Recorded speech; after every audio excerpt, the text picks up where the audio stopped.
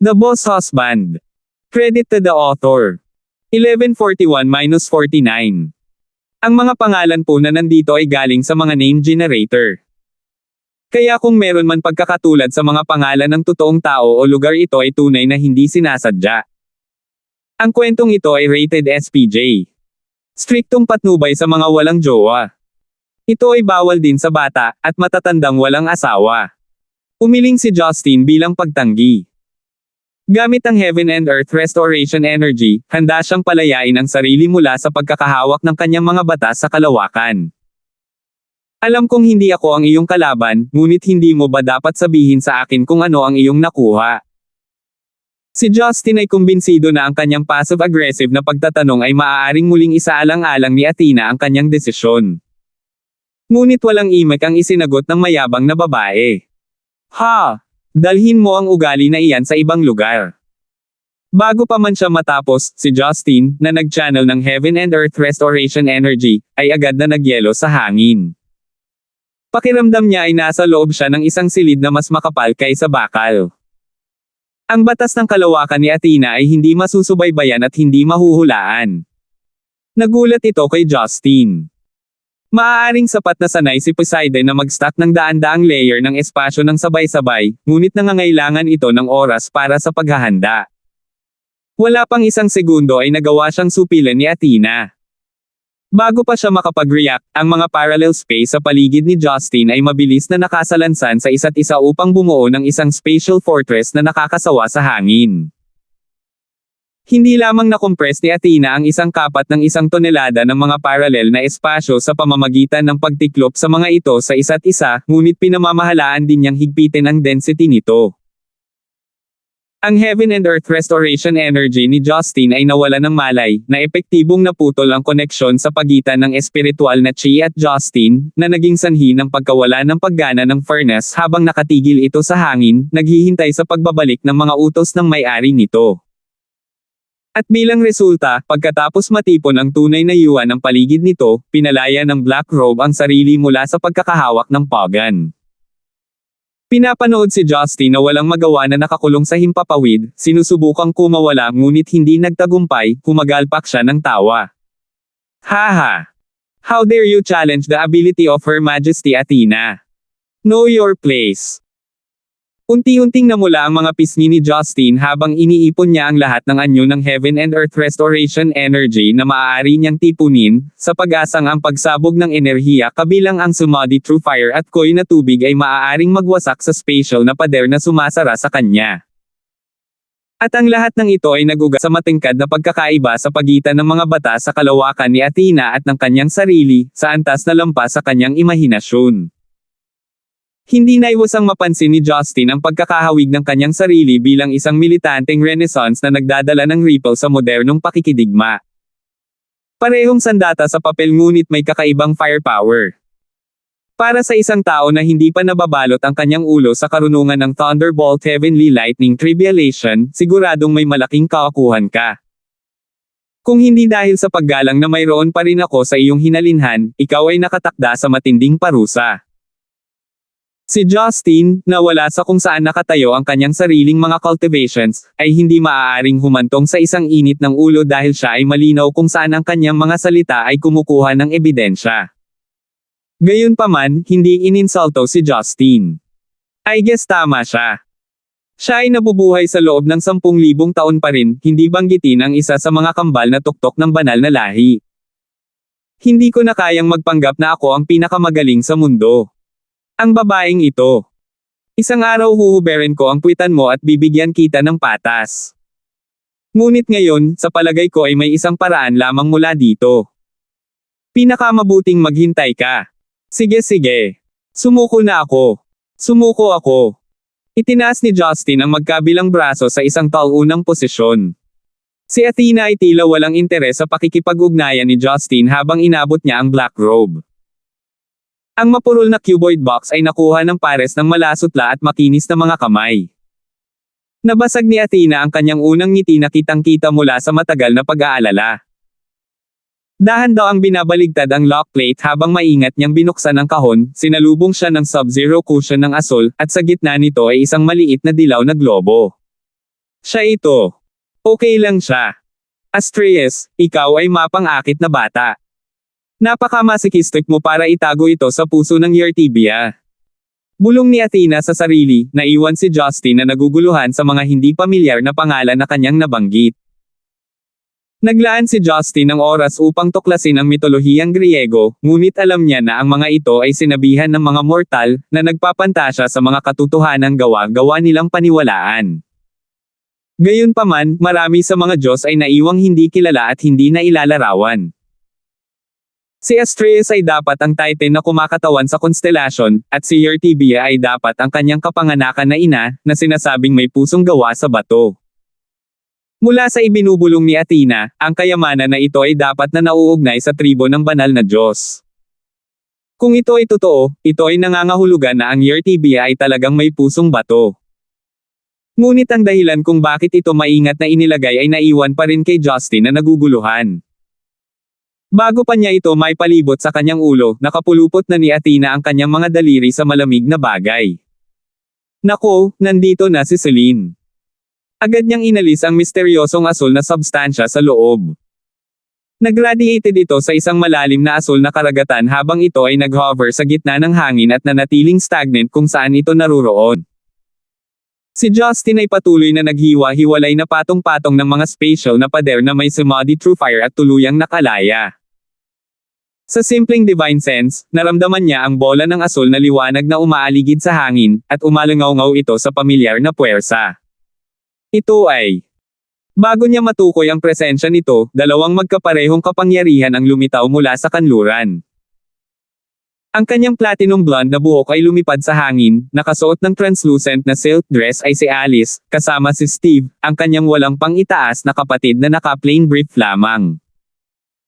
Ang magkapatid ay nakalaya sa selyo na umaalipin sa kanila, at sa pamamagitan ng pagsisimula ng mga bata sa kalawakan ay nagtungo sa kinaroroonan nina Justin at Athena.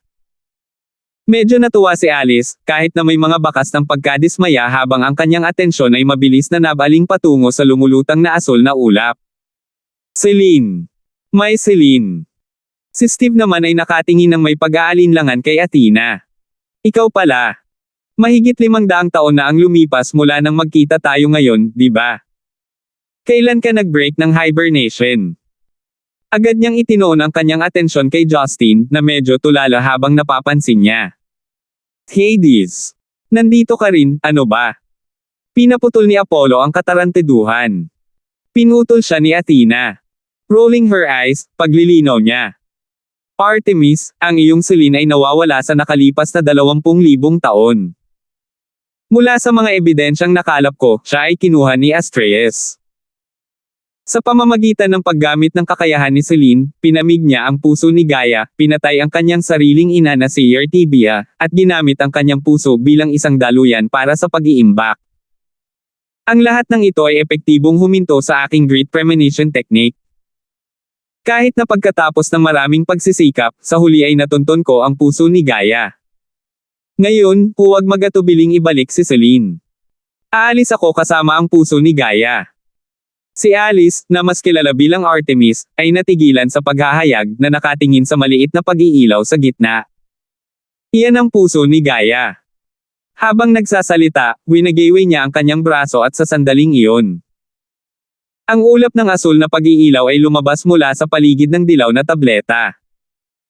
Tulad ng isang bata na nawawala ang kanyang ina, tuwang-tuwa itong pinalibutan si Artemis habang masayang laplapon.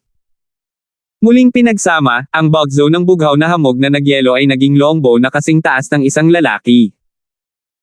Ang longbow na ito ay iba sa Apollo's Helios, nodsunwad mula sa araw, na ang istruktura nito ay hinulma mula sa crystallized Xuanbing ice. Ito ang sikat na sandata ng moon goddess mismo sa totoong anyo nito, ang Bow of Selene. Napabuntong hininga si Justin sa longbow, na nasaksihan ang mukha ng isang banal na sandata na pambihira. Ang disenyo at pagkakayari nito ay higit pa sa anumang nakita niya sa kanyang tahanan. Ang Helios ni Apollo ay pantay na nakikilala sa sarili nitong karapatan, ngunit tiyak na isang kagandahang pagmasdan si Selene. Ano nga ba itong Heart of Gaia na binabanggit nila? Si Justin ay natural na Nos Anay Gaia, ang ninuno na ina ng mga Diyos. Ipinanganak sa Earth mismo, pinaniniwalaan na siya ay kasing kahulugan ng inang kalikasan mismo. Ayon sa alamat, siya ang magiging lola ni Zeus at ang dakilang lola ni Athena. Ngunit sa ngayon, nanindigan si Justin na ang katotohanan ay talagang ipinagpaliban mula sa mga alamat na ipinasa sa mga mortal na henerasyon. Gayunpaman, ito ay dahil sa biglaang pagpasa ng naunang Hades, nang walang wastong pagbibigay, si Justin ay naiwang ganap na walang alam sa kaalaman na sumasaklaw sa kasaysayan. Kontentong kumaway si Athena habang pinagmamasdan ang paglabas ng puso ni Gaia, bago ito mabilis na inimbak kasama ng isang mainit at nakapapawing pagod na kinang sa sako na hawak niya. Nakasimangot na sagot ni Steve. Athena, ginawa ni Astraeus ang lahat ng pagsisikap na itago ang puso ni Gaia. Bakit mo ginawa ang lahat ng pagsisikap na ito upang masubaybayan ito? Why track it down, you ask? Are you out of your mind, Apollo? Natalo tayo noon dahil wala sa atin ang puso. Nakalimutan mo na ba kung ano ang kaya natin bago ang lahat ng ito? Talagang nasisiyahan ka ba sa ikatlong bahagi ng iyong dating kakayahan, Apollo? 1142. Sa harap ng rhetorical na tanong ni Athena, natigilan sina Apollo at Artemis nang pareho silang nahulog sa malalim na pagmumuni-muni. Habang nanatiling tahimik ang magkapatid, ito ang unang pangyayari kung saan tunay na naunawaan ni Justin na mas mababa sa kanila ang pagiging mga kabataan, ngunit sa halip ay mga veterano na nagtiis ng walang awa na buhangin ng panahon. Nasa kanilang mga mata ang pagiging komplikado ng mga emosyon at mga pagbabalik tanaw, kasabay ng nakakadurog na kalungkutan. Sa paglipas ng mga siglo ng pagtaas at pagbaba, naranasan nila ang bawat emosyon na alam ng sangkatauhan. Pinagmamasdan sila mula sa isang sulok, si Justin mismo ay bahagyang sumalungat. Ano? Ang kapangyarihan ni Apollo ay wala pang ikatlong bahagi ng dati. Posible kaya na may higit pa sa kapangyarihan ng mga Diyos sa simula. Umihip ang hangin sa madilim na kalangitan habang ang temperatura ay bumagsak sa zero. Pagkatapos ng mahabang katahimikan, huminga ng malalim at matagal si Apollo. Athena, kalimutan mo na. Kabaliwan ito at alam mo. Gago. Mukhang bigo si Athena. Sa palagay mo ang Earth na ito ay para sa atin o sa mga tao? Walang anuman sa sansinukob na ito ang pag-aari ng sinumang tao, ngunit sa pinaka-nakahihigit sa lahat ng nilalang. Survival of the fittest ay ang panuntunan ng buhay. Kahit naiwanan natin ang planetang ito, balang araw ay gagawin ito ng mga tao sa kanilang sarili, hilahin ang kanilang sariling planeta at ang kanilang mga kalunos-lunos na species sa pagkalipol. Sa nakikita kung paano patungo sa pagkalipol ang planetang ito, maaaring nasa ilalim din ito ng pamamahala ng mga Diyos. Kumunat ang noo ni Artemis sa sinabi nito. Athena, paano ka pa naging ganito kakapal ang ulo? Kahit nabuhayin mo ang puso ni Gaia, ibalik ang orihinal na kapangyarihan sa natitirang mga Diyos, talunin ang ating mortal na kaaway at iligtas si Zeus, ano ang pakinabang nito para sa sinuman? Wala ng tribo natin, Athena. Hindi natin mabubuhay ang buong banal na tribo sa pamamagitan lamang ng isang dakot sa atin. Mapanguyam na tinitigan ni Athena ang magkapatid na parabang mga tulala. Huwag mong tangkaing itanim sa akin ang monocellular ideology na iyon. Ito ay nasa ilalim ng aking kontrol at makikita kong tapos na ito. Ang hinaharap ay mananatiling tulad nito. Ang kailangan mo lang gawin ay umupo ng tahimik at panoorin ang nangyayari. Kapag bumalik ang iyong kapangyarihan at nabawi ng banal na tribo ang trono nito. Teka! Napakita ba ng iyong premonition technique ang muling pagsilang ng ating tribo? Nagulat si Apollo. Mahiwagang sinulyapan ni Athena ang magkapatid, bago ito tila naghatid ng mensahe sa kanila sa pamamagitan ng telepathy, dahilan upang magkatinginan sina Apollo at Artemis. Nanatiling tahimik si Athena, maging sa kanyang mga katribo na kilala niya sa loob ng milenyo. Wala siyang balak magpaliwanag pa. Isang mabilis na sulyap kay Blackrobe, pagkatapos ay nawala siya sa dilim ng gabi. Bahagyang tumawa si Blackrobe at itinapon ang sarili sa bugzo ng hangin. Matapos mahabol ni Justin ang kanyang hininga, hindi na niya matrace ang pabango ni Athena, dahil sa kanyang nakakabaliw na bilis ng teleportation. Dammit, dinala niya ito. Hindi ako makapaniwalang nabigo ako kay Sheila. Dismayadong sinampal ni Justin ang kanyang sarili sa noo. Si Steve at Alice naman ay tila sanay na sa pagkatao ni Athena na halos hindi sila natigilan. Pagharap kay Justin, nagtanong si Steve. Hades, anong ginagawa mo dito? Nakipag-away ba kayo ni Athena? Ang skirmish ay isang medyo mapagbigay na salita. Nakulong ako sandali doon. Mapait na tumawa si Justin. Pumagalpak ng tawa si Steve habang ang magkapatid ay nakatitig kay Justin na medyo natataranta. Tiyak na marami kang lakas ng loob na makipag-away sa kanya. Hindi siya isang puwersa na dapat isaalang-alang. Hindi mahuhulaan, pabago-bago, palaging isang Lone Ranger, ngunit walang makakapagpin sa kanya. Maswerte ka at hindi kanya iniwan ng halos patay na. Nagpout si Justin, bago agad idagdag. Well anyway, what is the sort of Gaia? I need to know. Why would anyone put through all that effort to hide it from Athena? Besides, nabanggit niya na you guys were left with less than 30% of your former prowess, ganun ba? Nagulat sina Steve at Alice sa kanyang mga tanong habang ang kanilang mga mukha ay agad na napuruhan. Bahagyang nairita si Justin sa pagiging nag-iisa sa dilim habang mabilis siyang sumunod. Look, guys, you don't need to hide it from me. Kahit si Athena ay nagsabing miyembro ako ng Divine Tribe. Umiling si Alice. Hindi yun ang Hades. Ang banal na tribo ay palaging tumitingin sa ating mga katribo para sa kanilang pagkadyos at hindi sa kanilang katayuan. Mula noong minana mo ang pagkadyos ng naunang Hades, palagi kang isa sa amin. Kung ganoon, bakit mo pa tinatago? Dahil ito ay isang masakit na nakaraan. Bumantong hininga si Alice bilang tugon, bahagyang napupunit ang kanyang mga pupil habang idinagdag niya. Ang kailangan mo lang malaman ay ang nakaraan, mangyaring itigil ang pagtatanong tungkol sa puso ng Gaia. Ito ay 10,000 taon na ang nakalipas. Ito ay bahagi ng ating kasaysayan na nawala. Panigurado, kahit na makuha ni Athena ang puso ni Gaia, wala na siyang magagawa para baguhin ang aming kurso. Direktang nauugnay ang ating husay sa puso ng Gaia, ngunit kung maibabalik natin ito bago natin ito nagawa ilang siglo na ang nakalipas. At ngayon, ang kanyang mga pagsisikap ay magiging walang saysay lamang. Malinaw na nasabi ni Justin na may tinatago ang magkapatid. Ngunit ang kanilang solemn na estado ay nagpigil sa kanya na magtanong pa. Sa pag-iisip, malinaw na kahit si Kristen ay piniling huwag ihayag ang pangyayari, sa wakas ay naniniwala siya na ito ay talagang isang masamang panahon para sa mga Diyos. Bagamat napupuno pa rin ng mga tanong na hindi nasasagot, pinanatili ni Justin ang kanyang isip sa kasalukuyan. Nang mapagtanto na walang patutunguhan ang kanilang pakikipag-usap sa magkapatid, nagpaalam siya sa kanila at umalis sa tambak ng mga durog na bato sa Swiss Bank. Malamang nasa basement pa sina Sheila at Park Chian. Nang makaalis na si Justin, nakahinga ng maluwag sina Alice at Steve.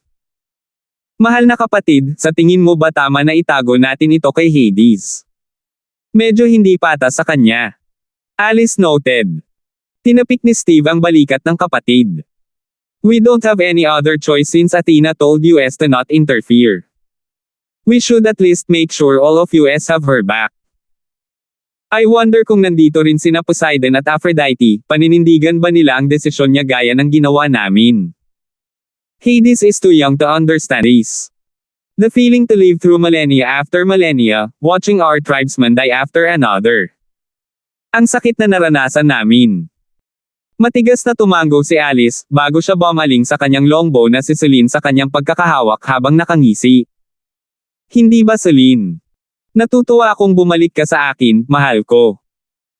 Isang pagkislap ng liwanag ang lumibot sa paligid ng mga ukit ng busog, ang asul na liwanag ng karagatan nito ay tila nagpapahiwatig ng isang paghahayag ng sarili nitong. Bumalik sa vaulted tower ng Swiss Bank, nalaman ni Justin na sina Park Chian at Sheila ay nailigtas mula sa basement sa ilalim ng initiation ni King Jeep. Dahan-daang namulat si Park Chian, ngunit mabilis na naharap sa katotohanang nawalan siya ng heirloom ng kanyang pamilya. Gayunpaman, sinamantala niya ang pagkakataong ipahayag ang kanyang pasasalamat kay Justin sa muling pagliligtas sa kanyang buhay. Iniwan si Justin sa isang hindi komportableng posisyon matapos mawala ang heirloom ni Park Chian sa harap mismo ng kanyang mga mata. Sa kanyang kasalukuyang paglilinang, kabaligtaran sa kay Athena, kakailanganin ng mahabang panahon ng matinding paglilinang upang mapantayan ang higit na mataas na kahusayan ni Athena. Sa kabila ng katotohanan ito ay sa huli ay dalawang pag-aari ng mga Diyos, kahit na ang pag-aandar ng puso ni Gaia ay lihim sa kanyang sarili, alam ni Justin na marami pa itong dapat malutas.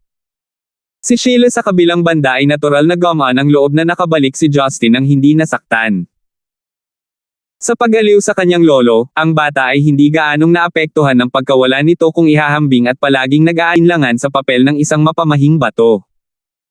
Bumalik sa Parkland Estate, si Park Chien ay binigyan ng simpleng doses ng sleeping pills at nakapagpahinga na. Si Sheila na napagod sa insidente ay masyadong sinamahan ni Yunjung para makapagpahinga. Samantala, bumalik na si Justin sa kanyang kwarto. Nang mapansin si Maria na gumulong sa kama na nagkukunwaring tulog, napangiti siya habang nakaupo sa gilid ng kama. Walang salitang nagsalita sa pagitan ng dalawa habang naka-cross-legs siya. Napansin ni Maria ang kawalan ng pagkilos ni Justin, na nagudyok sa kanya na lumingon sa kanya ng natural hanggat maaari, sabik na silipin ang mga kalokohan ng kanyang asawa. Ang naghihintay sa kanya ay sa halip ay nakaupo si Justin sa isang posisyong nagmumuni-muni. Ito ay agad na ikinagalit niya. Ikaw ay kakilakilabot na tao. Hindi mo man lang naisip na ipaliwanag ang iyong kawalan. Pinilit ni Justin na idilat ang isang mata habang nakangisi. Ayaw lang kitang gisingin. Walang paraan na hindi mo malalaman na hinihintay kita. Haha. Awkward na tumawa si Justin. Wala naman talaga, medyo nagulat ang matandang si Park. Maikling ipinaliwanag ni Justin ang kanyang karanasan, mula sa kung paano siya nalampasan ng lalaking nakasuot ng maitim na damit, at nanawala sa kanya ang Parkland heirloom. Sinadya niyang ilihim ang pagkikita nila ni Athena para hindi madagdagan ang pagkabalisa ni Marian. Kinusat ni Marian ang kanyang mga mata dahil sa hindi makapaniwala. Mula nang makilala kita, ang lahat ng naririnig ko ay kakaiba, mga supernatural na pangyayari. Salungat sa kanyang tugon gayunpaman, si Marian ay nasanay na sa kanyang paraan ng pamumuhay. Ang kanyang maliit na labi ay pumutok para sa isang maliit na hikab habang siya ay antok na ibinalik ang sarili sa kama. Anyway, bakit ka nagmumuni-muni, hindi ka ba napapagod pagkatapos ng lahat ng iyon? Tumango si Justin habang nakapikit. Pagkatapos ng duel ko sa Miss Black Robe, nag-iwan ng aftertaste ang true Yuan niya. Kaya naisip ko na magandang ideya kung susubukan kong ibalot ang ulo ko dito. Ang lalaking nakasuot ng itim na balabal ay nagtataglay ng napakaitim na true Yuan, nakahawig ng pinakamasamang uri ng true Yuan. Sa pamamagitan ng pagkasira ng refinery, sa wakas ay malalalim na ni Justin ang mga katangian nito. Ang mga cultivations ng Black Robe ay katulad ng Ming Water cultivations, ngunit ito ay dapat na mas mataas kaysa doon. Kung hindi siya magkakaroon ng ganoon kalakas na kamay laban sa akin kapag ang kaldero ay hindi nilalaro. Naturally, hindi nakakagulat na nagdala ito ng kaliwanagan kay Justin. Habang sinusuri ni Justin ang mundo sa kanyang konsensya, unti-unting nawala ang natitirang bahagi ng gabi. Nang maglaon sa umagang iyon, tuluyang iminulat ni Justin ang kanyang mga mata, habang unti-unti niyang nabawi ang kanyang focus. Sa maluwag na kama kung saan siya hinihigan, sinalubong siya ni Maria na may mga bubbly na mata na tahimik na nakatingin sa kanya. 11:43. Natahimik si Justin.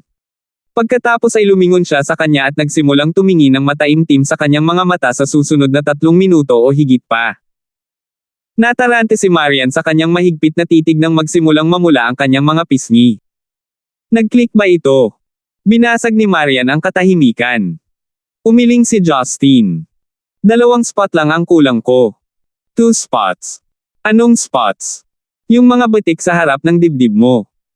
Napangiti si Justin habang iniunat niya ang kanyang leeg upang mahanap ang perpektong anggulo. Saglit na nalito si Marian bago niya robot na ibinaba ang kanyang ulo. Agad siyang naging kasing pula ng kamatis nang mapagtanto kung ano ang tinatitigan nito. Ito ay dahil iniwan niya ang kwelyo ng kanyang mga pijama na maluwag na nakabotten, ang kanyang makulay na mga suso ay nagkadikit, nagkataon na nag-iwan ng malalim na cleavage para masilip ni Justin. Dahil ang relasyon sa pagitan ng mag-asawa ay unti-unting naging maayos, ang anyo ng katawan ni Marian ay unti-unting naging mas nakakaakit sa paglipas ng mga araw. Ngunit nang magkagulo ang kanyang mga dibdib, ang kanyang two-spot, ay mahusay na nakatago mula sa kanyang naliligaw na mga mata. Ikaw. Bastos na tao. Justin, papatayin kita. Aktibong hinawakan ni Marian ang kanyang kwelyo ng mahigpit habang hinahawakan niya ang pinakamalapit na unan at sinimulang hampasin si Justin sa ulo. Humagalpak ng tawa si Justin habang inihagis ang kanyang napakagandang asawa sa kama. Binigyan niya ito ng dalawang mahigpit na halik, bago ibinaon ang mukha sa pagitan ng malalawak nitong dibdib, huminga ng malalim sa mahinang halimuyak ng kanyang balat. Babe. Nagtataka ako kung bakit hindi ko magawang ibalot ang ulo ko sa mga bagay-bagay kapag kailangan ko. Si Justin ay bigo din. Kinasusuklaman niya ang pagiging malapit ngunit walang kumpletong pag-unawa. Para sa kanya, ang isa pang sitwasyong ipinakita sa katulad ng mga pangyayari ay ang kaakit-akit na babae sa harapan niya, manipis na belo ngunit epektibong pinipigilan siya sa ganap na pagpapakasawa sa kanyang kahangahangang pangangatawan. Ramdam ni Maria na ang mga daliri ni Justin ay masayang hinahaplos ang kanyang mga areola, na nagpapasigla sa mga ito habang lumalakas ang mga ito na parang mga ubas. She coyly pouted bilang tugon. No wonder hindi mo mahanap ang sagot. Masyado kang nakatutok sa kung paano ako guluhin. Umupo ng tuwid si Justin, nakaturo ang daliri sa kanya habang nginisyan. Ano ang kinalaman nito sa anumang bagay? Ang foreplay ay mahalaga para sa kasal. Kahit na ginugulo kita, wala itong kinalaman sa aking mga paglilinang. Kailangan kong maging malakas para protektahan kayong lahat. Akala ko alam mo na, musmos na bata. Si Marian ay nalaglag ang kanyang mga ngipin habang nakatitig sa kanya. Paft, itigil mo na yung kalokohan mo. Wala akong pakialam kung naiintindihan mo ba ito o hindi. Bababa ako para mag-almusal. Pwede kang pumunta kung gusto mo.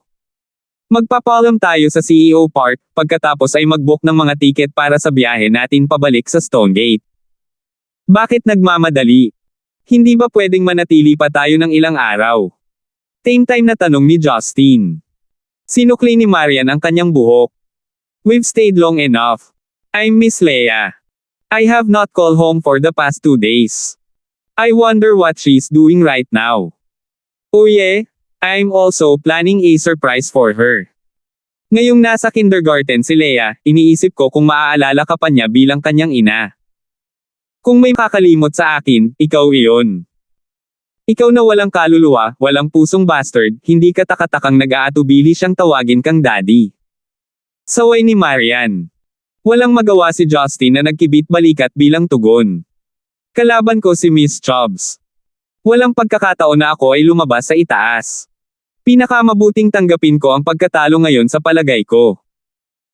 Sa mga nakaraang araw sa Korea, si Marian ay nag-imbak ng mga laruan at merienda para kay Leia, lahat ay nakaimbak sa kulay shamrock na somero sack, kahit na iniwan si Justin na walang sasabihin sa bagay na ito dahil ang kanyang pag-aari ng premyo ay naging imbakan para sa kanyang anak na babae. Habang bumababa sila, nakaayos na sina Park Chian at Sheila para sa almusal dahil medyo gabi na ng umaga. Inanyayahan ni Park Chian ang mag-asawa na maupo at muling nagpaabot ng pasasalamat kay Justin sa pagliligtas sa kanyang buhay. Ngunit unti-unti siyang naging mas interesado sa totoong background ni Justin ngunit wala siyang paraan para malinawan ang kanyang mga katanungan. Sa panahon ng pagkain, nagsimulang ipaliwanag ni Marian ang kanilang intensyon na umalis sa Korea ngayong natupad na ang kanilang layunin. Dahil matagumpay nilang nasaksihan ang seremonya ng inaugurasyon, nasisiyahan silang iwan si Sheila sa isang mapagmahal na pamilya na matatawag niyang sarili niya. Tahimik na pinagmamasdan ni Sheila ang mag-asawa na inanunsyo ang kanilang pag-alis, na nananabik na manatili sila ng walang dahilan upang manatili pa sila.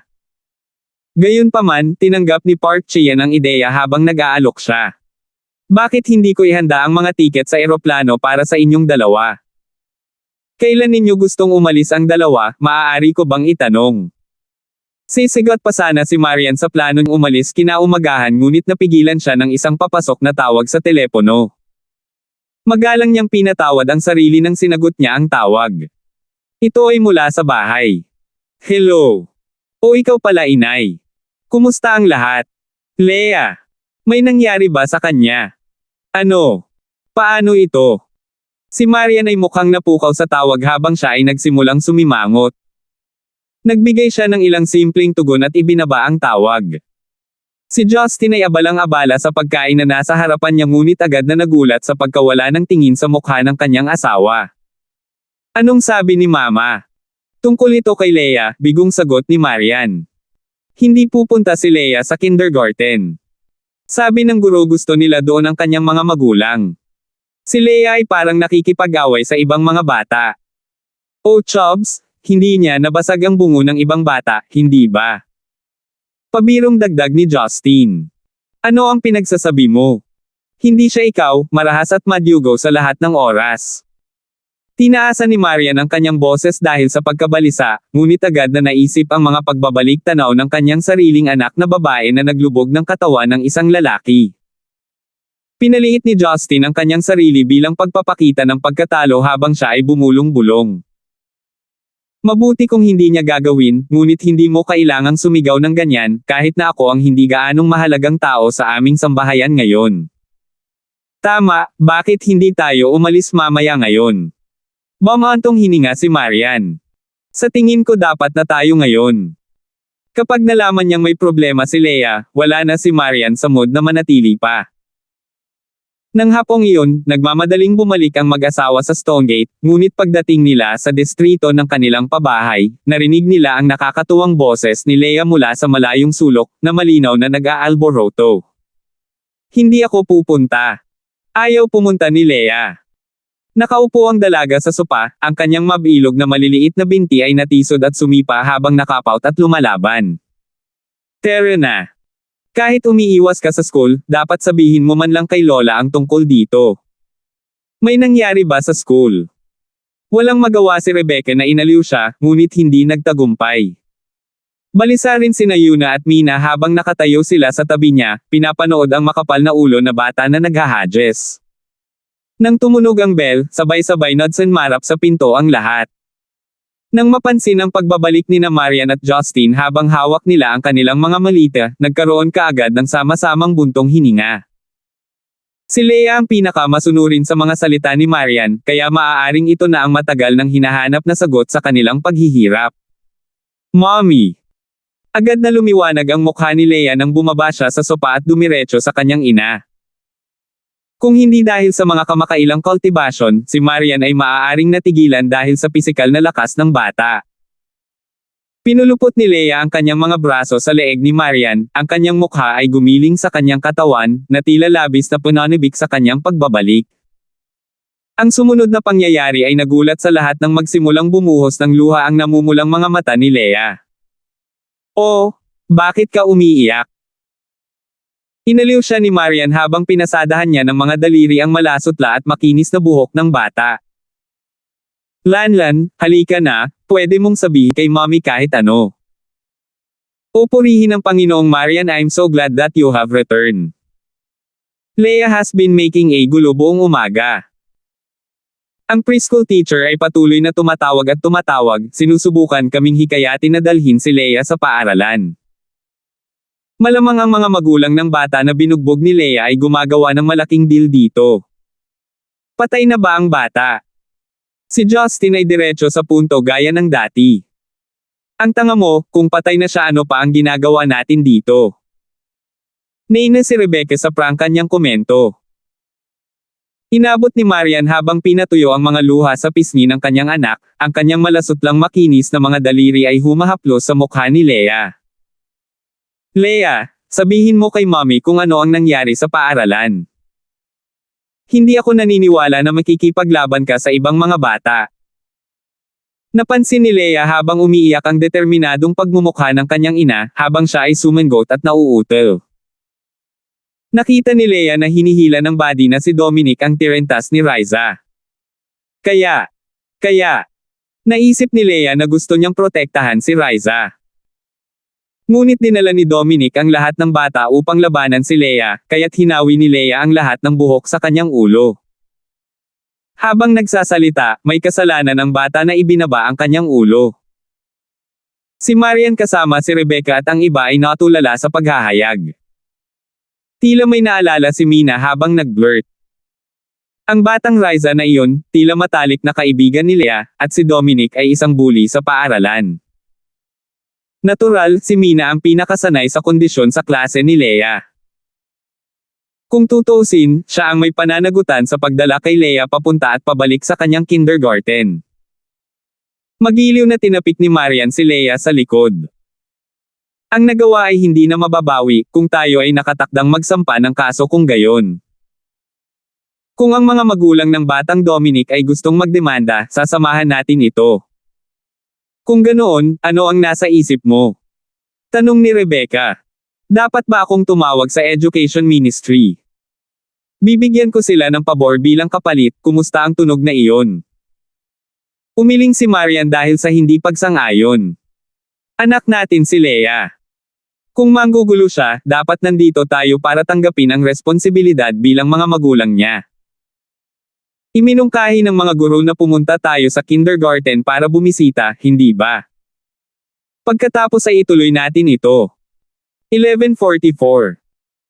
Ilang sandali lamang pagka-uwi mula sa South Korea, kailangan nilang magmadali sa kindergarten. Ang pagtawag dito na isang abalang araw ay isang maliit na pahayag. Si Lea ay patuloy na nag-aatubili, ngunit mabilis na sumama, habang ang isang liwanag na nakasisilaw mula kay Marian ay dumaan sa kanyang mga mata. Duwag siyang nakabuntot sa likod ng kanyang ina patungo sa sasakyan. Sa kabilang banda, si Justin ay halos hindi naabala sa sitwasyong kinalalagyan nila.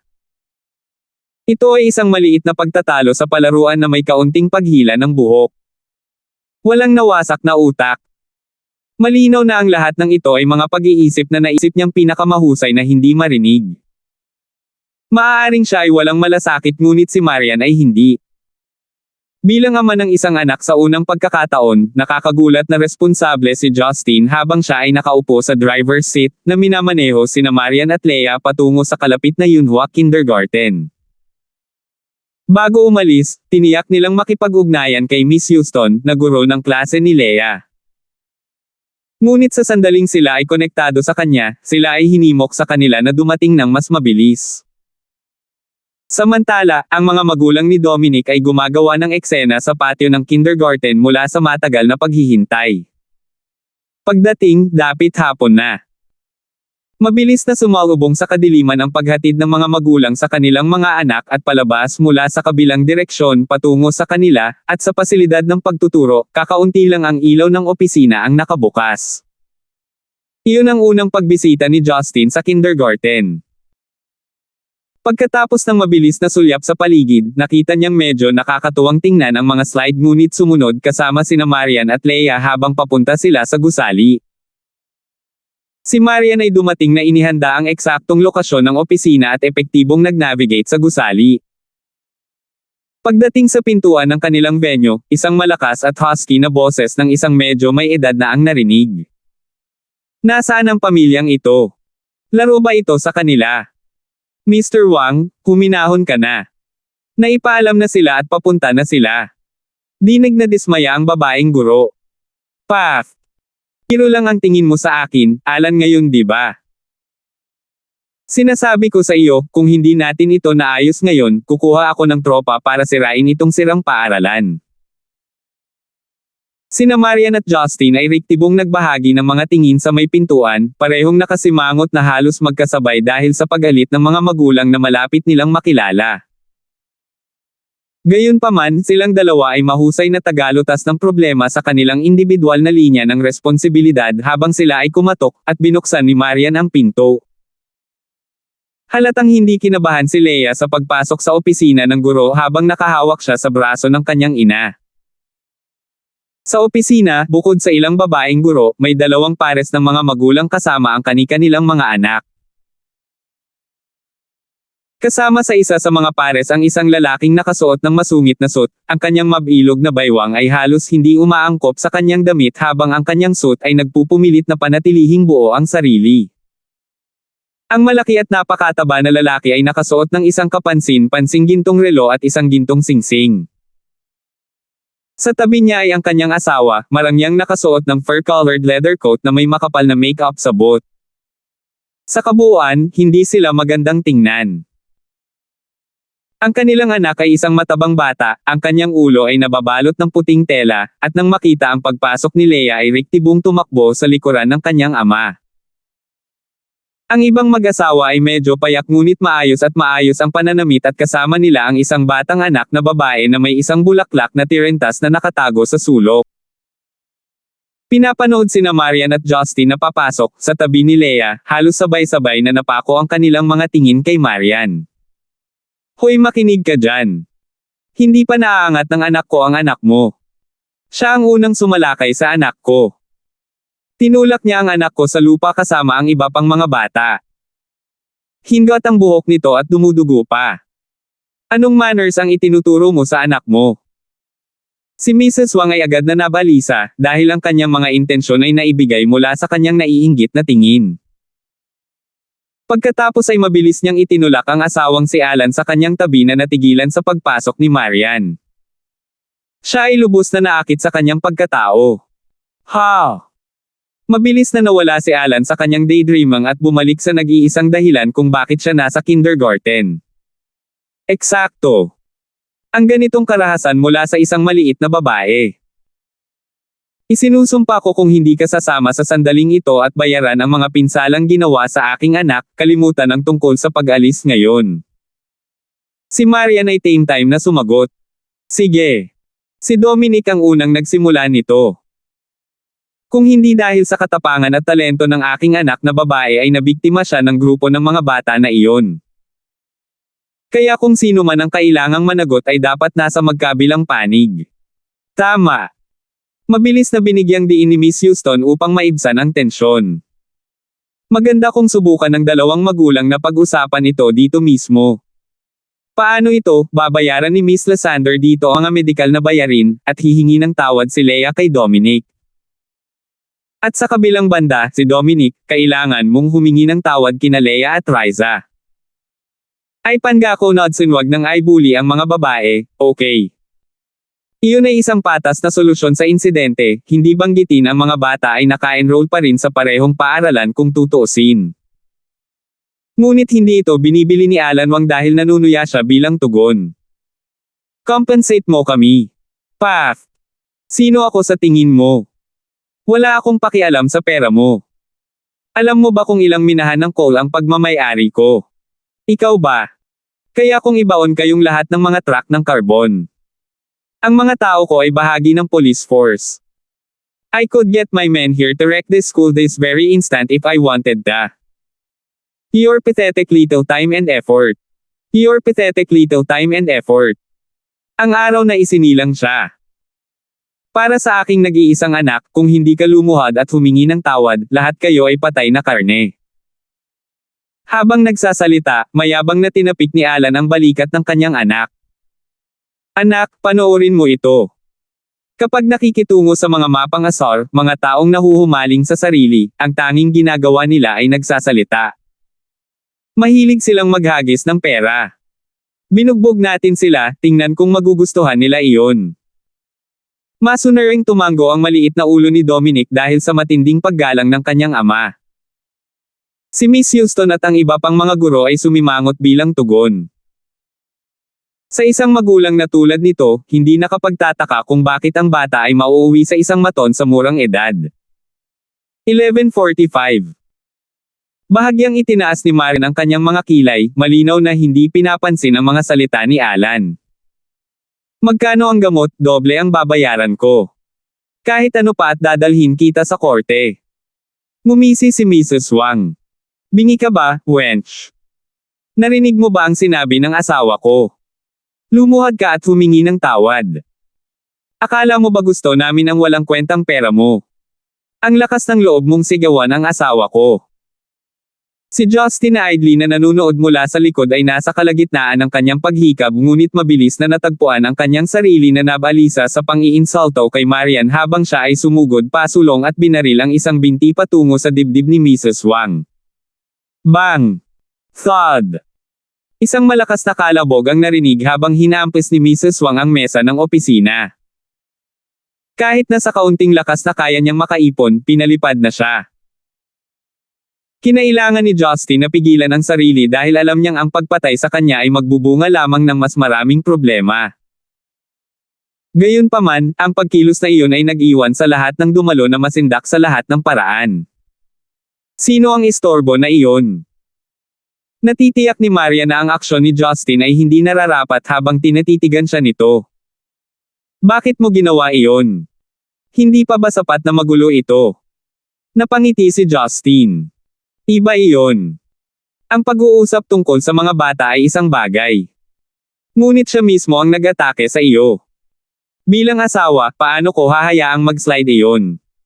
Ito ay isang bagay ng prinsipyo. Naiwang tulala si Marian, sa wakas ay naunawaan na niya ang tunay na intensyon ng kanyang asawa na samahan sila. Ikaw. Sino ka ba? How dare you kick me? Sumabog si Mrs. Wang habang binuhat siya ng kanyang asawa. Ipinagmamalaki ni Justin ang kanyang braso sa balikat ni Marian.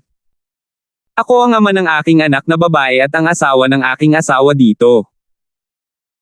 Ikaw ay naninibugho maliit na baboy ng ahas na insultuhan ang aking asawa kaya bakit hindi ako maglakas loob na suklian ang pabor? Nagseselos. I would never. Bakit ako magseselo sa kanya? Napaungol si Mrs. Wang bilang saway. Ang lahat ng ibang dumalo ay natulala sa paghahayag. Asawa niya yon. Sigurado akong driver lang siya o katulong o ano. Sa mga tuntunin ng hitsura at kagandahang asal, ang pagkakaiba ay napakalaki. Itinulak ni Marian si Leia patungo kay Justin habang nag-utos. Tumigil ka nga sa panggugulo, kindergarten ito. Dalhin mo si Leia sa kotse, hayaan mo akong hawakan ito. Nag-aatubili si Justin, ngunit agad na tiningnan ang mataimtim na tingin ni Marian, hinawakan niya si Leia sa maliit nitong kamay habang naglalakad sila patungo sa pinto. Tumakbo. Ang lakas ng loob mong tumakbo, bastard. Galit na galit si Alan habang umuungal. Sinabi ko sa iyo na lumuhad par Hudson mangi ng tawad, ngunit hindi mo lang ginawa iyon, ngunit sinaktan mo rin ang aking asawa bago ako. Tumalikod si Justin. Ano, gusto mo rin bang matikman? Nagmamadaling tinungo ni Miss Houston si Alan gaya ng kanyang payo. Mr. Wang, hayaan mo na. Dapat tayong magkaroon ng isang sibilisadong pag-uusap. Bastos ka. Itinulak ni Alan ang matambok na katawan ni Miss Houston habang siya ay nanunuya. Akala ko hahayaan kitang mabuhay ngayon pero sa palagay ko matagal ka nang nabuhay. Nilabas niya ang phone niya at nag-dial ng number. Oy, Hudson, ako na. May inaasikaso ako ngayon, oo. Yunhua Kindergarten. Sinaktan ng bastos na ito ang anak ko at tinapakan ang hipag mo. Bring your best, sirain natin ang school na ito. Sisiguraduhin kong malaki ang sweldo ng mga lalaki mo. Pagkatapos ng ilang masasayang tawa, ibinaba niya ang tawag at napangiwi kay Justin. Kung nakuha mo ang mga bola, damay-kit ka. Maaari kang tumakbo, ngunit tinitiyak ko sa iyo, mahahanap ka ng aking mga anak at sisirain ang iyong buhay. Walang nanggugulo sa akin sa Stonegate, walang sino man. Tuwang-tuwa si Justin sa katotohanan na sa magkasunod na pagkawala niya sa kanyang sariling lungsod, tila may mga bagong warlord na tumitingin sa isang patas na bahagi ng mga teritoryo na matatawag na sa kanila. Si Marian ay sumalungat sa mga pangyayari. Ang kalabang panig ay maliwanag na nag-imbite ng ilang masasamang lalaki na lumikha ng isang eksena at siya ay bahagyang may kasalanan, na iniiwan sa kanya na medyo nagkasala kung kailangan niyang iwanan ang mga guro. Hobby, ano ang susunod nating gagawin? Lumingon si Marian kay Justin. Kung tutuusin, karahasan ang kanyang lakas. Nagkibit balikat si Justin bilang tugon. Maghihintay kami, sa totoo lang curious akong makita kung sino ang makakasama niya para dito. Ngumuso si Alan. Nakikita kong macho ka. Sana hindi ka umihi ng pantalon mo pagdating dito. Pagkatapos ay buong pagmamalaking inakay ni Alan ang kanyang asawa at ang kanyang anak na si Dominic habang naglalakad sila patungo sa labasan ng gusali ng paaralan. Si Miss Houston at ilang iba pang tagapag-alaga sa kindergarten ay nagsimulang mabalisa sa paglipas ng panahon, lalo na ang pamilya ni Riza na nag-iisa sa kanto. Wala pang isang kapat ng isang oras, sa labas mismo ng Yunhua Kindergarten ay dumating ang ilang Jinbei commercial use vehicles, na nakabuntot sa isang Black 7 Series na Mercedes habang silang lahat ay sabay-sabay na huminto sa harap ng gate ng paaralan. Bumaba ang 200 lalaki na nakasuot ng itim na damit at armado ng mga bakal. Lahat sila ay may nakakatakot na ngiti sa kanilang mukha nang magsimula silang umikot sa kindergarten. Buong pagmamalaking naglakad si Alan patungo sa harapan ng linya ng mga sasakyan. Mula sa isang iyon ay nanggaling ang isang lalaki, marahil ang kanilang pinuno. Ang setting ay nag-iwan sa maraming tagapagturo na natakot sa mga pangyayari na kanilang kinalalagyan. Sa halip, si Leia ang halatang nasa sabik sa mga pangyayari. Ang pinuno ay isang kalbo ngunit matipunong lalaki, na lumitaw sa lahat ng ngiti sa paningin ni Alan habang sila ay nagbabahagi ng kanilang mga pagbati. Mr. Wang, bakit ka maghihintay dito sa dilim? Ako dapat ang pupunta sa iyo. Wala lang. I called for your help. Ako dapat ang bumati sa'yo. Pinakintab ni Alan ang kanyang mga salita, ngunit wala ni isa sa kanila ang may mabuting hangarin. Deklare ng kalbong leader na may ngisi sa mukha. Well, sino ang maglalakas loob na saktan si Mr. Wang at ang kanyang pamilya? Putulin ko sila. Galit na itinuro ni Alan si Justin sa dulong sulok. Siya nga. Iyong anak na babae dyan. Sa kalangitan sa gabi, na naiilawan lamang ng malamlam na ilaw sa kalye, si Justin ay hindi malinaw na nakikita ng karamihan sa kalye. Matapos ituro ni Alan ang kanyang agitator, tumingin ng mabuti ang kalbo na pinuno at mabilis na napansin si Justin na may masamang ngiti. Sa oras na iyon, ibebenta na sana niya ang kanyang kaluluwa para i-rewind ang oras sa loob ng ilang segundo para bawiin ang kanyang mga sinabi. Master Justin. Nauutal at nanginginig ang kalbong lalaki, na may malamig na bumalot sa kanyang gulugod. Sa sandaling iyon, tila nakilala ni Marian ang pinuno. Nang malaman ang kanyang reaksyon, malinaw na kilala niya si Justin. Sarcastic na umiling si Justin. Oh Hudson, masaya akong makita kang magaling para sa sarili mo. Iniisip ko kung sino si Hudson. Ikaw pala. Isang pasang walang ngipin na gala. Well seeing you, hindi ko masasabing hindi ako nagulat. Ang tawaging walang ngipin na pasang gala, sa harap ng mga tao ay nakakahiya. Tutal, pinatawag siya dito para takutin sila. Ngunit hindi siya umimik kahit isang salita. Hobby, sino itong Hudson? Mukhang pamilyar sa akin. Hindi maiwasang magtanong ni Marian. Naaalala mo ba noong una tayong nagkita noong nadroga ka ng isang grupo ng mga tog? Well, iyon ang kanyang mga tauhan.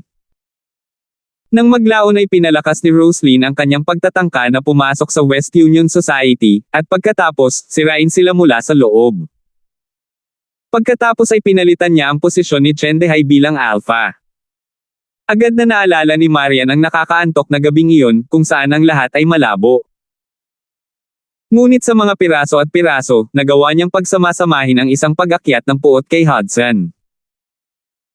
Gayunpaman, ang hindi sinasadyang pangyayaring iyon ang nagbunsod sa kanya upang mag-cross ang landas ni Justin sa unang pagkakataon. Sa kalaunan ay nakitang mabuti ni Hudson si Marian at tumigil ang pagtibok ng kanyang puso nang magsimulang tawagan ni Marian ang kanyang hobby, na si Justin. Nagsimulang mag-click ang lahat sa kanyang ulo. Pinunasan ng malamig na pawis sa kanyang noo, si Hudson ay tumawa ng mapait. Master Justin, Miss Lysander, hindi ko inaasahan na narito kayong dalawa. Ito ay isang hindi pagkakaunawaan, sigurado ako. Kung alam kong kayong dalawa ay hindi ko na dinala ang aking sarili dito. Malinaw na pinili ni Hudson ang mas matinong landas sa sandaling iyon. Nandoon siya upang saksihan si Justin na mag-isang lipulin ang buong West Union Society. Tama lang na pumanig siya kay Justin at piliin ang landas ng buhay. Kung alam niya noon, hindi na siya lapit. Hindi niya kailanman isasaalang-alang sa kanyang pinakamaligaw na imahinasyon na ang isyo na ipinadala sa kanya upang hawakan, ay si Justin. Nalilito si Alan sa kawalan ng pagkilos habang nakatingin siya kay Justin. Hudson, ano ito? Alam mo ang ganid. Nasa bingit ng pagsabog si Hudson. Ngunit nang harapin si Alan, nanatili siyang cool para sa kapakanan ng background ng kanyang pamilya. Mamulong siya pagkatapos. Mr. Wang, sa palagay ko ay dapat mo na lang itong i-slide at tawagan ito ng isang araw. Ang lalaking iyon doon ay hindi mo gustong makagulo. Isa pa, may utang ako sa kanya na hindi ko pa babayaran. Well, bakit ako? Sino siya? Si Alan ay hindi kumbinsido. Ang kailangan mo lang malaman ay si Master Justin narito ang isang taong hinding-hindi natin sasalungat, ang Red Thorn Society. Ipapaliwanag sana ni Hudson ang tunay na pagkakakilanlan ni Justin kung maaari niyang ibalot ang kanyang ulo dito. Paft, scurry of den. Bunch of chickens. Your society is but a little southern gang. Do you dare challenge the power of the Wang clan? We'll defend you if you mess up, you know who my boss is not you. Alam mo ba kung ano ang ginagawa namin? Galit na galit si Alan. Alam ni Hudson na siya ay makapalang ulo, kaya hindi na siya makapag-abala pang hikayatin si Alan habang tahasan niyang tinatanggihan. Mr. Wang, kung gusto mong hamanin ang lalaking ito sinasabi ko na gawin mo ang gusto mo. Hindi ko itataya ang buhay ng mga tauhan ko dito at hawakan si Justin. Habang nagsasalita, itinaas ni Hudson ang kanyang kamay para senadoryasan ang kanyang mga tauhan. Mga lalaki, umatras. Maghintay ka ngayon. Huminto si Justin, hawak ang kanyang hintuturo. Aalis na. Hindi pa settled ang sitwasyon. 11:46. Naramdaman ni Hudson ang malamig na damaloy sa kanyang gulugod. Obsequiously, yumuko siya at nagtanong, Brother Chen, please don't be mad. This is undeniably our fault. We are all blind cows. Please just spare us with your generosity. Dahil ba sa sobrang tagal kung malayo sa Stonegate? O nagbago na ba ang mundo hanggang sa punto na ang Red Thorn Society ay kailangang maging hard hitmen? Ang mukha ni Hudson ay umasim sa isang iglap. Well, hindi pa naman ganoon kapangit. Kahit na medyo mababa ito kumpara sa pamumuno ni President Zito. Si Boss Teddy ay hindi naman masyadong masama. Kaya, kapag tumawag ang lalaking ito, pupunta ka para dilaan ang kanyang bote. Kuya Justin, may mga bagay na maaaring hindi mo alam. Kaming mga gangster ngayon ay hindi na mas madali kaysa sa mga regular na manggagawa sa opisina. Itong mga ordinaryong tao ay itinuring na mabubuting mamamayan, samantalang kami ay tinatawag na mga hulagan. Kung kami ay mapapasabak sa malaking gulo, walang makakapagligtas sa amin. Malaking ginhawa na kung hindi kami itapon ng bansa. Pagkatapos ay hininaan ni Hudson ang kanyang boses sa isang pabulong. Ang lalaking ito, si Boss Wang, ay may matibay na koneksyon. Hindi natin siya kayang ipagmalaki sa maling paraan, kaya't kailangang humingi ng pabor sa kanya. Nang marinig ang mga ungol ni Hudson, si Alan ay nagbuntong hininga sa disgusto. Hudson, nasusuka ka ba sa trabaho mo? Maniwala ka man o hindi, isang tawag na lang ako sa telepono para makulong ka. Dahil sa gulat, galit na ikinaway ni Hudson ang kanyang mga kamay bilang pagtanggi. Boss Wang, wala akong sinabing masama tungkol sa iyo. Aalis na ako. Sinisikap mong umalis. Kung hindi mo dadalhin ang iyong mga tauhan bukas at turuan ang kalokohang ito ng leksyon, isusumbong kita sa pulis at papakainin kayong lahat ng pagkain sa bilangguan. Lumawak ang mga labi ni Alan sa isang masamang ngiti bago siya idinagdag, ang kailangan lang ay isang pangungusap mula sa akin. Sa tingin mo ba ay may iligtas ng iyong gangster background ang iyong sorry? Malungkot na tinitigan ni Hudson si Justin, tinitigan siya ng nagsusumamong tingin. Ngumisi si Justin pabalik sa kanya nang hindi makapaniwala. Huwag kang mag-alala. Gawin ang sinabi sa iyo at magiging maayos ka. Mabilis na tumango si Hudson. Oo, Kuya Justin. So, anong masasabi mo? Magsama ka ng ilang lalaki at bugbugin mo siya. Ha? Isang gulat na bulalas ang lumabas sa mga labi ni Hudson. Anong? Sabi ko, magdala ka ng ilang lalaki para bugbugin siya hanggang sa magsimula siyang humingi ng awa, inulit ni Justin. Nanginginig, makikita si Hudson na paulit-ulit na ibinuka ang kanyang bibig para magsalita, ngunit walang lumabas sa kanyang dila. Hoy! Ang tanga mo, ang lakas ng loob mong magsinungaling pa. Lupa kay Hudson. Ano pa ang ginagawa mo? Ikukulong ka ba o binubugbog mo siya? Ngumisi si Alan. Tinitigan ni Hudson si Alan, pagkatapos ay sumulyap sa isang labis na nag-aalalang si Justin. Sari-saring ideya ang gumugulo sa kanyang isipan. Walang paraan para matulungan ko si Alan. Walang alinlangang may kakayahang kumitil ng buhay si Justin.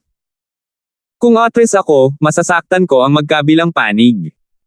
Ang tanging paraan para makaalis dito ay ang maniwala kay Justin. Dahil din sa tiwala na inilagay niya kay Justin mula pa noong una ay nagawa niyang makipagsapalaran hanggang dito. Kaya naman, nagpa siya si Hudson na bigyan ito ng isa pang sugal. Mga kapatid, talunin ang lalaking ito ng pamilya Wang. Kinagat ni Hudson ang kanyang mga ngipin at napaungol. Kasunod nito, isang grupo ng mga tao ang sumugod kaagad at nagsimulang bigyan si Alan ng pagtratong nararapat sa kanya. Ang mga kamao at paa ay dumapo sa katawan ni Alan na parang malalaking patak ng ulan at, dahil hindi siya handa, ang kanyang katawan ay agad na idiniin sa lupa ng ilang matipunong lalaki. Assault at baterya ito. Sinusubukan mo bang magrebelde? Ay demanda ko kayong lahat. Mula sa malayo, sinisigawan ni Mrs. Wang ang kanyang mga baga ngunit nanatiling ayaw lumapit. Si Teacher Houston at ang iba pa sa kindergarten ay masyadong natakot na manood. Kung ano man ang lumalabas sa kanilang mga mata ay hindi nila maaaring panghimasukan. Dahil sa problema, nakasimangot si Marian at tinanong si Justin, sobra na ba ito? Pwede mo siyang palayain. Umiling si Justin. Ako ay isang sama ng loob na tao. Dahil gusto niyang magpadala ng mga tao upang bugbugin ako, dapat kong gawin ang parehong. Ang kumikinang na mga mata ni Leia ay nag-uumapo sa pananabik habang iniindayog niya ang kanyang malalagong maliliit na kamao na parang gusto niyang sumali sa laro. Nang makita ang eksenang ito, sinabi ni Marian kay Justin nang may pag-aalala, tingnan mo, ginagawa mong masama ang bata. Hehe, ano ang dapat katakutin? Bakit hindi mo pag-usapan kung paano alam ni Leia na protektahan ang kanyang maliit na kaibigan at ipaglaban ang hustisya? Ayos lang magpapisikal. Hanggat wala ka sa receiving end. Habang nagsasalita si Justin, si Alan ay nakahandusay na ngayon sa lupa, umaagos ang dugo mula sa kanyang mga butas ng ilong pati na rin ang mga sulok ng kanyang mga mata at bibig. May mga tuldok-tuldok sa kanyang mukha at katawan ng mga patak ng berde at lila, at ang napunit na kwelyo sa kanyang Amerikana ay nagmukhang tanga at masungit. Personal na kinaladkad ni Hudson si Alan papunta kay Justin, nakita ang kaluwagan sa kanyang mukha. Kuya Justin, ano sa tingin mo? Itutuloy natin. Si Alan ay natakot.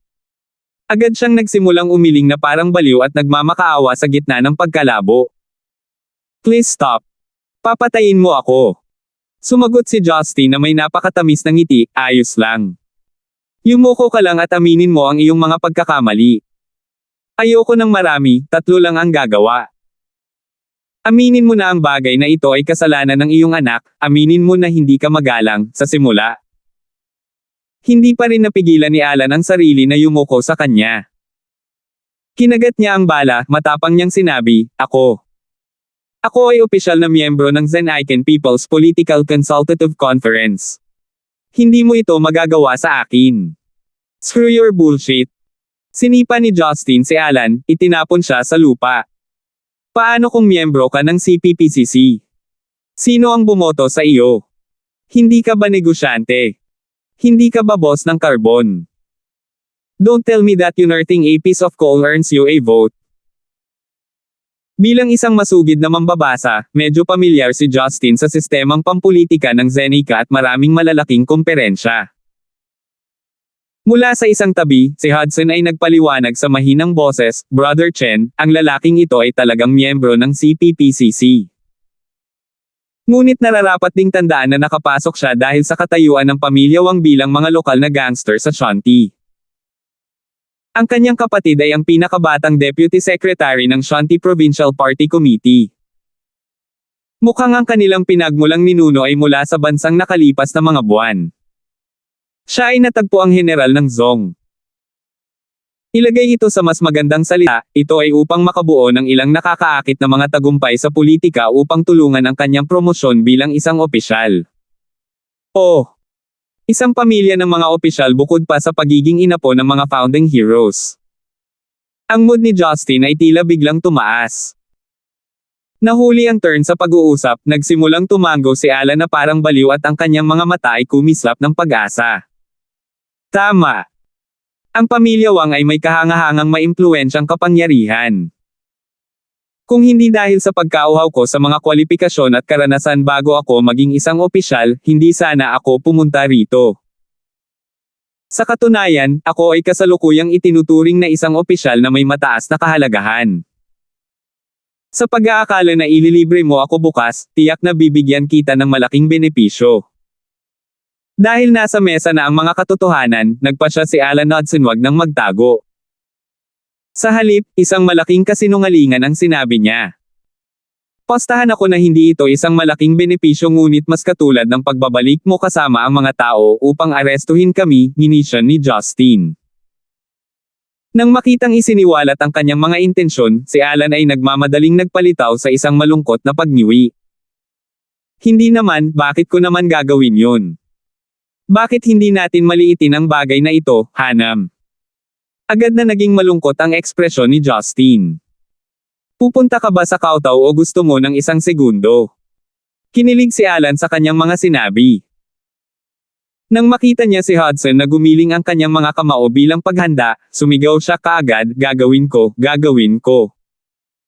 Tandaang banggitin na ito ay iyong pagkakamali. Habang nagsasalita siya, inilabas ni Justin ang kanyang telepono para kunan ang pagtatapos ng kanyang Kautaw session. Bagamat walang obligasyon, maaari itong maging kapaki-pakinabang sa pag-iwas sa ilang mga maligalig na gawain. Ang mga mata ni Alan ay puno ng sama ng loob, ngunit kahit ano ay mas mabuti kaysa kamatayan. Kaya naman, masunurin siyang nagsagawa ng 3 kautaw at inamin na siya ang may kasalanan. Pagkaraan ng 3 kautaw, pansamantalang nagtanong si Alan, so, pwede na ba tayong umalis? Lumingon si Justin kay Marian, naghihintay sa kanyang sasabihin. Gumawa si Marian ng bagong tseke mula sa kanyang bag, kung saan nakalagay sa ibaba ang halagang 100,000 Zen-Icon dollars. Pagkatapos ay humakbang siya at ibinigay ito kay Mrs. Wang.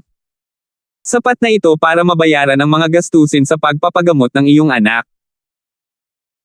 Humihingi ako ng paumanhin sa mga ginawa ng aking anak, ngunit sana ay hindi mo kami ilagay sa isa pang mahirap na lugar sa hinaharap. Kinuha ni Mrs. Wang ang mga bayad sa pagpapagamot at hinayla si Alan ng mahiyain. Nagmamadaling lumabas ng kindergarten ang 3. Ngayon na ang mga bagay ay tila hamina ng kaunti, si Hudson ay napangiwi at napaungol. Kuya Justin, binigyan na namin ng letigo ang lalaking iyon ngunit sa kanyang personalidad, tiyak na maghihiganti siya. Mahusay ka at mula doon ay matapang ka, kaya wala kang dapat ikatakot. Kami naman ay hindi makakapagpigil. Kung sakaling matunten kami ng mga pulis para sa interogasyon, hindi maiiwasan ni Boss Teddy ang lahat sa gulo. Tinapik ni Justin ang mga balikat ng kalbo.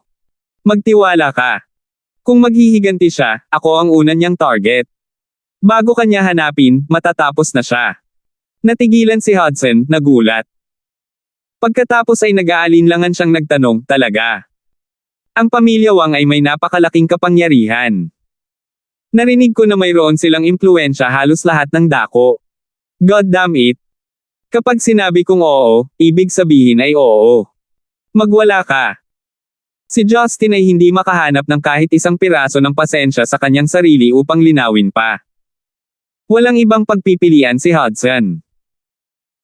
Sa pag-aakalang madaling maresolba ang mga bagay sa pamamagitan ng isang tawag mula kay Boss Teddy, tinipon niya ang kanyang mga tauhan at umalis kaagad. Sa sandaling umalis ang mga mandurumog, ang kindergarten sa wakas ay bumagsak sa paunang katahimikan nito. Inakay ni Marian si Leia sa pamamagitan ng kamay papunta kay Teacher Houston at sinabing, paumanhin sa naging sanhi ng eksena. Malamang katanggap-tanggap ba ang mga resulta sa mga guro? Si Teacher Houston at ang iba pa ay hindi nang ahas na magpahayag ng kahit kay-titing na pahiwatig ng kawalang kasiyahan. Lahat sila ay masiglang tumanggo na may kasamang maiinit na ngiti. Pinagmasdan nila gamit ang kanilang sariling mga mata habang si Marian ay simpleng pumirma ng $100,000 na tseke ng madali. Dalawang bagay lang ang ibig sabihin nito. Mayaman man siya o maharlika. Hindi nila alam, gayunpaman, ang katotohanan na si Marian ay walang pakialam sa pera.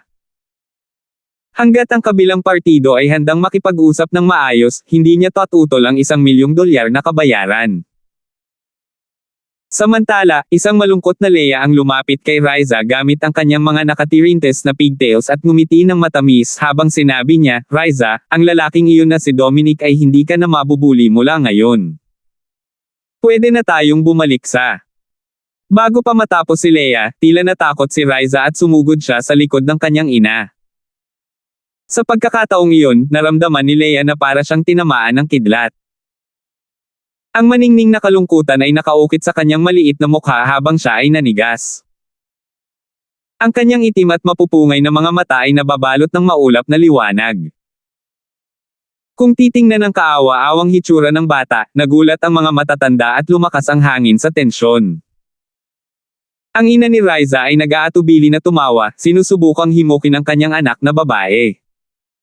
Hoy, Riza, huwag kang magtago. Anong problema? Sa kabila ng kanyang banayad na pagsisikap, si Riza ay natatakot pa rin na lumabas. Nababalot ng kawalang pag-asa ang mukha ni Leia nang mamuo ang malalaking patak ng luha sa gilid ng kanyang mga mata at dumaloy sa kanyang mabilog na pisngi.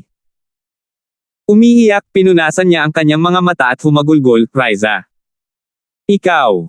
Huwag mong pansinin si Leia. Ang paghikbi ay naputol ang pag-iisip ni Justin.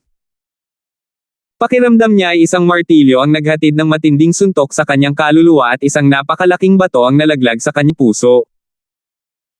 Ang mapait, nakakadurog ng puso na mga flashback ay nagsimulang dumaan sa kanya na parang alon. 11:47 Habang naririnig ang maluha-luha na iyak ng kanyang anak, nanikip ang puso ni Marian, na nagparamdam sa kanya na nasasakal. Humakbang siya at niyakap si Leia at tinapik ang likod nito para aliwin siya. Lanlan, please don't cry. Don't cry my dear, hindi ka magiging maganda kung iiyak ka. Gayunpaman, tila hindi tumigil sa pag-iyak si Leia. Niyakap niya ang leeg ni Marian na napakalapit ng mukha habang patuloy na umaagos ang mga luha. Walang ideya si Marian kung ano ang gagawin. Bakit nagtago si Riza kay Leia? Pakiramdam niya ay lumalala ang mga pangyayari. Ang mga magulang ni Riza ay puno ng pagkakasala ngunit ang kanilang anak na babae ay tumangging magsalita. Hindi nila alam ang gagawin. Si Teacher Houston, na may suot na mapait na ngiti, ay humakbang pasulong at nagsabi, Ms. Lysander, may isang bagay na dapat mong malaman ngunit maaaring ayaw mong marinig. Ang dahilan kung bakit hindi pumasok si Leia sa paaralan ngayon ay ang ibang mga bata ay tumangging makipaglaro sa kanya. Anong ibig mong sabihin? Bakit? Natigilan si Marian. Huminga ng malalim si Teacher Houston. Sabi niya, simple lang talaga. Kahit na ang dahilan kung bakit nakipag-away si Leia kay Dominic ay dahil gusto niyang tulungan si Riza, nagawa pa rin niyang bugbugin ang lahat ng mga lalaki nods and moment sa kanya sa laban. Hindi tulad ng ibang mga lalaki na mas maliit ang laki, nasugatan ni Dominic ang kanyang anit habang siya ay tinamaan ni Leia. Ang kanyang anit na babae ay Domyugo. Paanong hindi matatakot ang mga bata sa madugong eksenang ito? Nakatayo doon si Marian na tulala. Sa pagtingin kay Leia na umiiyak sa kanyang mga bisig, nakaramdam siya ng pagkadurog ng puso. Ramdam niya kung gaano kalungkot si Leia sa sandaling iyon.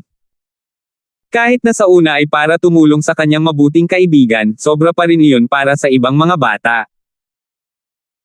Ngunit hindi niya alam na ang kinahinatnan ay ang ibang mga bata ay nagsimulang matakot sa kanya at umiwas na makipaglaro sa kanya.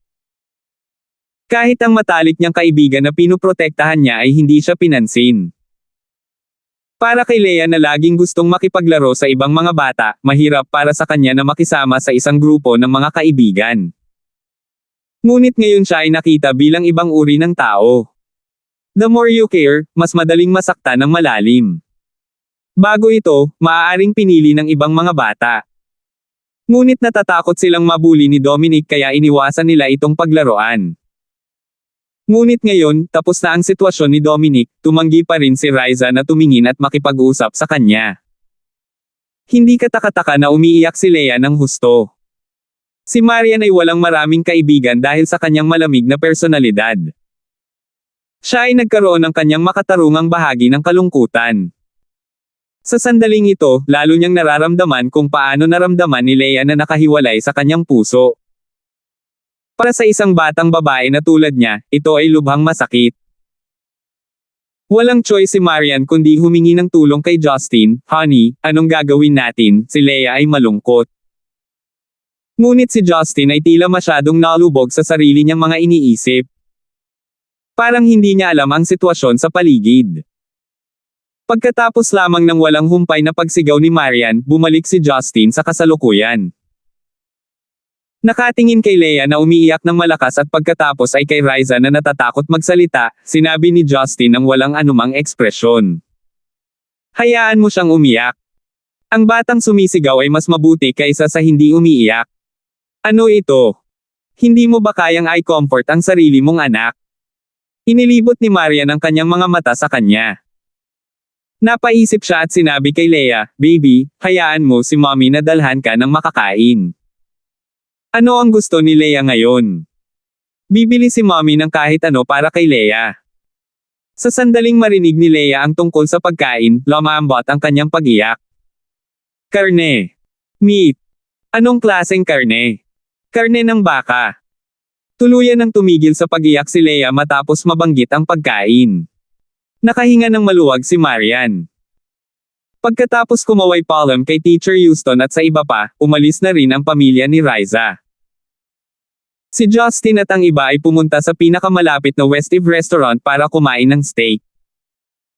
Bagamat walang ngiti si Leia, sa wakas ay tumigil na siya sa pag-iyak. Nagpa-reserve sila ng table na nakaayos sa sulok ng restaurant pagdating nila. Inireserve pa ni Marian ang lahat ng mesa sa paligid nila para malayang makakain si Leia. Alam ng mga waiter sa restaurant na mayayamang customer sila, kaya hindi sila umimik. Kahit na nag-order si Marian ng 20 steak, tahimik pa rin sila. Umupo si Leia sa isang mataas na upuan na may mga tinidor sa magkabilang kamay. Kumuha siya ng isang steak sa bawat kamay at nagsimulang kumain. Ang kahusayan niya ay nagulat sa mga waiter mula sa di kalayuan.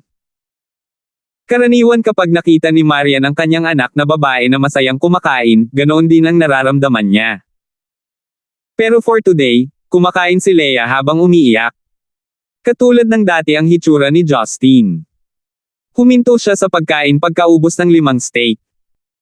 Tumingin siya kay Leia ng marahan na parang may dumaloy sa kanyang mga mata. Pagkatapos kumain, hinawakan ni Marian ang ulo ni Leia. "Puno ba si Leia?" "Oo." Hinawakan ni Leia ang kanyang bilog na tiyan at saka nagtanong, "Mommy, bakit natatakot ang mga bata kay Leia? Hindi ba nila nagustuhan si Leia?" Nakatingin sa malinaw at inosenteng mga mata ng bata, bahagyang napangiwi si Marian. "Bakit sila? Ang cute ni Leia at pinrotektahan pa niya si Riza. You are a good girl." Pero, hindi na nakikipaglaro si Riza kay Leia. Malungkot na tumingin si Leia. Umiwas ng tingin si Marian at pinunasan ang gilid ng kanyang mga mata nang walang sinasabi. Nag-aalala siya sa kakaibang pangangatawan ni Leia na maaaring maging sanhi ng hindi niya maayos na pakikitungo sa ibang mga bata. Ngunit gaano man kasama ang inaasahan niya, hindi niya akalain na magiging ganito kalala ito. Tumayo si Justin at binuhat si Leia mula sa upuan pagkatapos ay kinausap si Marian, ayusin ang bayarin, hihintayin kita sa labas. Binuhat ni Justin si Leia mag-isa at lumabas ng restaurant. Alas 7 o alas 8 ng gabi, iyon ang oras kung kailan napuno ang lungsod ng mga neon lights at kung saan nagsimula ang abalang nightlife.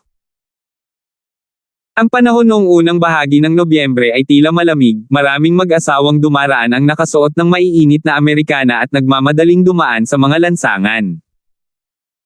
Binuhat ni Justin si Leia at huminto sa isang resting area sa tabi ng pedestrian street. Sa likod nila ay isang malaking flower bed, mga naglalakad sa paligid nila at kumikislap sa iba't ibang kulay ang fasad ng negosyo. Sa abalang lungsod na ito, walang makakapansin sa matanda at bata sa dilim. Naglakad si Marian sa likuran nila at nakita silang dalawa na nakaupo kaya umupo siya sa isa pang bench malapit sa kanila. Kinuha niya ito habang dinadala ni Justin si Leia upang tumingin sa paligid at hindi na nagtanong pa. Nanlaki ang mga mata ni Leia at tumingin sa mga taong parot-par ito sa paligid niya. Baka sa mga mata niya ang pag-uusisa sa mundo. Sa maikling sandaling iyon nakalimutan ng dalaga ang kanyang kalungkutan. Sandaling natahimik ang tatlo at biglang nag-inat si Justin ng kanyang baywang at huminga ng mahabang hininga. Lumingon siya at tumingin sa batang babae sa tabi niya at ngumiti. Leia, gusto mo bang makarinig ng kwento mula sa masamang tiyuhin na ito? Sina Leia at Marian ay parehong tumingin kay Justin, si Marian ay medyo naguguluhan ngunit si Leia ay seryosong tumango. Gustong makinig ni Leia ng mga kwento. Hinawakan ng buhok ng bata, nagsimulang magsalita si Justin ng malumanay. Matagal na ang nakalipas, may isang maliit na lalaki. Bagamat siya ay bata pa, siya ay mas malakas kaysa sa maraming mga matatanda. Siya ay maaaring tumakbo ng napakabilis at maaaring makabasag ng bato sa isang suntok lamang. Anyways, siya ay napakalakas. Ang batang lalaki ay nanirahan sa isang lugar na may lahat ng uri ng matatalino at makapangyarihang mga bata. Sila ay sinanay araw-araw upang pumatay ng mga tao gamit ang mga baril, kutsilyo, kamao, at lason. Sa pakikinig sa salaysay ni Justin, medyo nabighani si Leia ngunit napansin ni Maria na halos ito ay sariling kwento ni Justin. Biglang isang araw, pumunta ang maliit na bata sa bahay ampunan para pumatay nang nagpunta doon para mag-donate ng pera. Kahit na pumunta ang tao para mag-donate ng pera, ginamit ito para bumili ng mga babae sa orphanage at i-bully sila. Pinatay ng batang lalaki ang masamang tao at kasabay nito, nahulog siya sa bahay ampunan. Marami pang mga bata na kasing edad niya. Lahat sila ay hindi naglalaro, naghahabulan at naghabulan. To know how they got that kind of smile. He then appeared in front of them and said that he was a child from a nearby family, asking if they could play together because he has no friends. They were happy to accept the little boy and taught him how to play games, catch beetles, raise goldfishes, and a lot more kinds of activities. With that, the little boy occasionally killed people at night and played with those children during the day. Those children would also give him sweets to eat. The little boy suddenly knew that marami pang bagay ang mundo kaysa sa pagpatay o pagpatay. May iba pang mga bagay na interesado rin sa kanya. Hanggang isang araw, may pumunta ulit sa ampunan para bumili ng bata. Nagalit ang maliit na bata matapos malaman na ilan sa kanyang mga kaibigan ay ikinulong sa ulo at handa nang ihatid sa gabi. Ayaw niyang mabenta ang kanyang mga kaibigan. Kaya, ano man ang sinabi ng kanyang mga tagapag-alaga, pinatay niya ang dinat ang mga masasamang tao. Noong una, inakala ng maliit na bata na matatapos na ang mga bagay-bagay ngunit dumating ang mga pulis upang arestuhin siya kinabukasan ng hindi inaasahan. Nalaman ng maliit na batang lalaki na ang mga babaeng iniligtas niya ang nagsabi sa pulis na siya ay isang batang lalaki na papatay. Nang marinig ang tungkol dito, hindi napigilan ni Leia ang maluhaluhang magtanong bakit nila tinawagan ng pulis ang bata. Umiling si Justin at ngumiti ng mapait. Oo, niligtas nga sila ng batang lalaki pero natatakot sila na baka papatayin sila ng batang lalaki. Kahit na gustong ipagbili sila ng masamang tao, at least hindi niya sila pinatay. Pero ang batang lalaki ay isang taong maaaring magdulot sa kanila ng pagkawala ng buhay. Para sa kanila, ang batang lalaki ay mula sa ibang mundo at kailangang itulak palayo na parang alien. Gaano man sila kalapit noon, iisipin nilang protektahan ang sarili niya sa halip na maunawaan. Kung gayon, ano ang nangyari sa maliit na bata? Nalilito si Leia, ngunit halos naiintindihan niya at nagtanong ng may pagtataka. Noong oras na iyon, natigilan ang bata. Hindi niya alam kung bakit hindi siya maintindihan ng kanyang mabubuting kaibigan. Iniligtas niya sila ngunit sinasaktan siya ng mga ito at ipinagbili siya sa kanyang likuran. Habang babarilan na sana siya ng mga pulis, lumitaw ang isang batang babae na katulad ng batang lalaki. Pinatay niya ang lahat ng pulis doon at naglakad patungo sa batang lalaki. Sabi niya, "Wala ka rito." Sa pagtingin sa mahinang pag-iisip ni Justin, agad na naunawaan ni Marian na ito ang kwentong nangyari sa pagitan nila ng 17 noong bata pa sila. Biglang umasim si Marian ngunit naiintindihan pa rin niya ang layunin ni Justin sa pagkukwento nito. At pagkatapos, umaasang tanong ni Leia. Pagkatapos, umalis ang maliit na batang lalaki. Hindi na niya nakita ang mga bata na nakakatuwa niya at hindi na nagkaroon ng ganitong uri ng mga kaibigan. Sa wakas ay napagtanto niya na ang mga batang babae lamang na pumatay at hindi natatakot sa pagdurugo ang makakaintindi sa kanya. Kung gayon, hindi ba siya malulungkot at malungkot? Hindi, sabi ni Justin. Sa wakas ay naunawaan ng batang lalaki mula sa batang babae na siya ay makaramdam ng pag-iisa dahil siya ay mas malakas kaysa sa iba. Bakit siya dapat malungkot kapag siya ay malakas? Ang mga tao ay natatakot sa kanya o naiinggit pa sa kanya. Siya ay dapat na ipagmalaki, hindi ba? Tumingin si Leia kay Justin na kumikislap ang mga talukap at sinabing, naiintindihan na ni Leia ngayon. Dahil mas malakas si Leia kaysa sa ibang mga bata kaya natatakot sila sa akin. Mabuting bata pa rin si Leia. Mas maganda lang ako sa kanila. Sa wakas ay ngumiti si Justin at nag-thumbs up. Sobrang bait. Dapat tandaan ni Leia na ang mommy mo ay mas maganda kaysa sa iba, diba? Ang isang magandang mommy ay halatang may makapangyarihang Leia, diba? Ngumiti ng matamis si Leia at tumango ng pilit. Oo. Si Marian sa gilid, excited na kinusot ang kanyang mga mata matapos makita ang ngiti ni Leia. Ano bang pinagsasabi mo, huwag mong turuan ang anak mo ng kalokohang ito. Biglang tumalon si Leia sa mga braso ni Justin at kumawit sa leeg ni Justin. Nagtanim siya ng halik sa mukha ni Justin na nagpatigil sa kanya. At saka, mas magaling din ang daddy ni Leia kaysa sa ibang mga bata. Hehe, syempre. Gusto lang magyabang ni Justin ng ilang salita, bigla siyang nakaramdam ng kislap sa kanyang isipan at ang kanyang puso ay kumirot. Nauutil niyang wika, teka. Lanlan. Ikaw.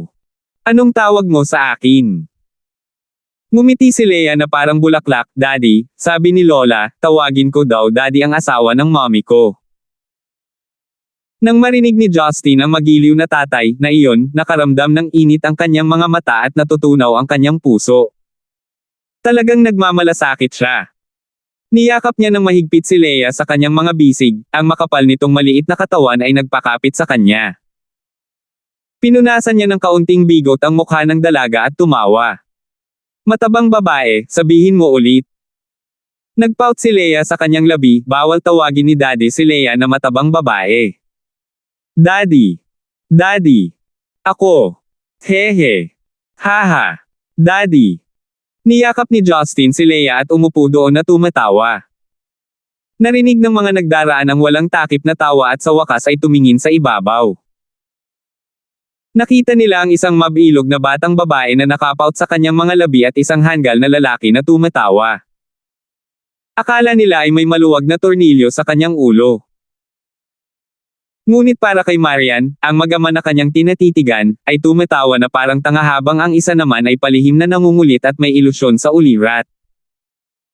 Walang anuman sa napakalaking mundong ito na nagpainit sa kanya kaysa sa larawang ito sa sandaling ito. 11:48 Pagkaraan ng ilang saglit na tawanan, naglakad-lakad ang pamilya ng tatlo sa kalye at namamasyal. Dahil sa laki ng napakaraming tao, binuhat ni Justin ang kanyang anak sa kanyang mga balikat. Hindi naman ito nakakapagod para sa kanya. Ang iba't ibang mga tindahan sa kahabaan ng kalye ay pinalamutian ng napakarilag lalo na dahil malapit na ito sa katapusan ng taon. Bagamat isang buwan pa bago ang Pasko, ang ilang mga tindahan ay nagsimulang magbenta ng mga accessories at produkto ng Pasko. Maraming pinagpantasyahan si Leia tungkol kay Santa Claus at ginawa niyang sabihin sa kanya ni Justin ang kwento ni Santa Claus. Kaya lang sumuko si Justin sa kanyang kapritsyo. Sa pagdaan nila sa isang tindahan ng regalo, isang malaking Christmas tree na halos 4 na metro ang taas ay nakaakit ng maraming dumadaan. Huminto si Marian sa tabi ng puno at ngumiti habang nakatingin sa nakakasilaw na mga kahon ng regalo at iba't ibang makinang na ilaw. Anong problema?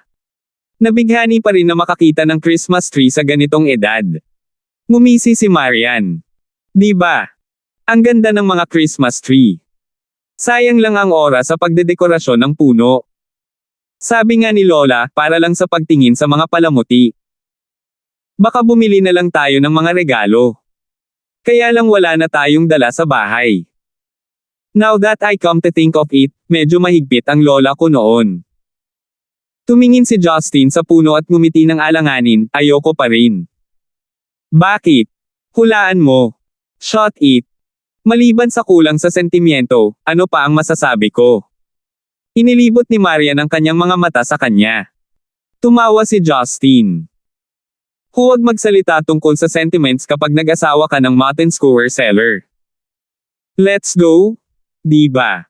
Wala bang department store sa ilalim ng yelo sa malapit? Bumisita ka doon at kumuha ng mga laruan ng anak natin. Oo.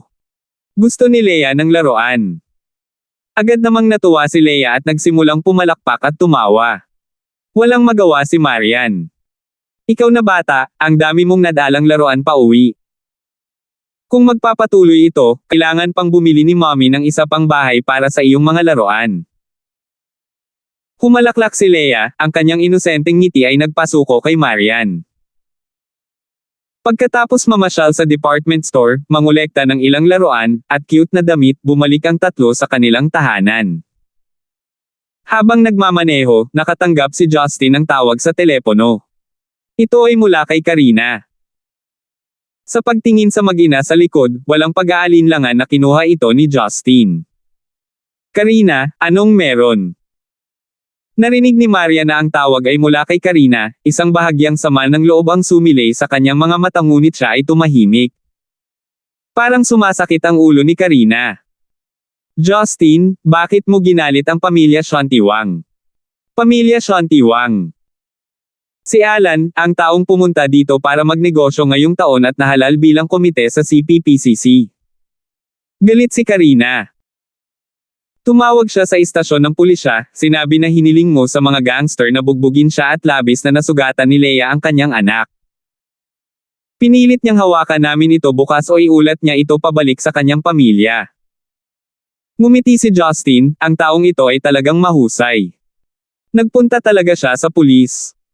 No wonder nabanggit niya na may koneksyon siya sa police station. Mukhang mayabang ang pamilya Wang. Hindi ganoon ka-simple ang kanyang background. Bagamat ang 4 na pinakamakapangyarihang pamilya ay ang 4 na taga Central City, ito ay itinuturing lamang na sentral na pamahalaan.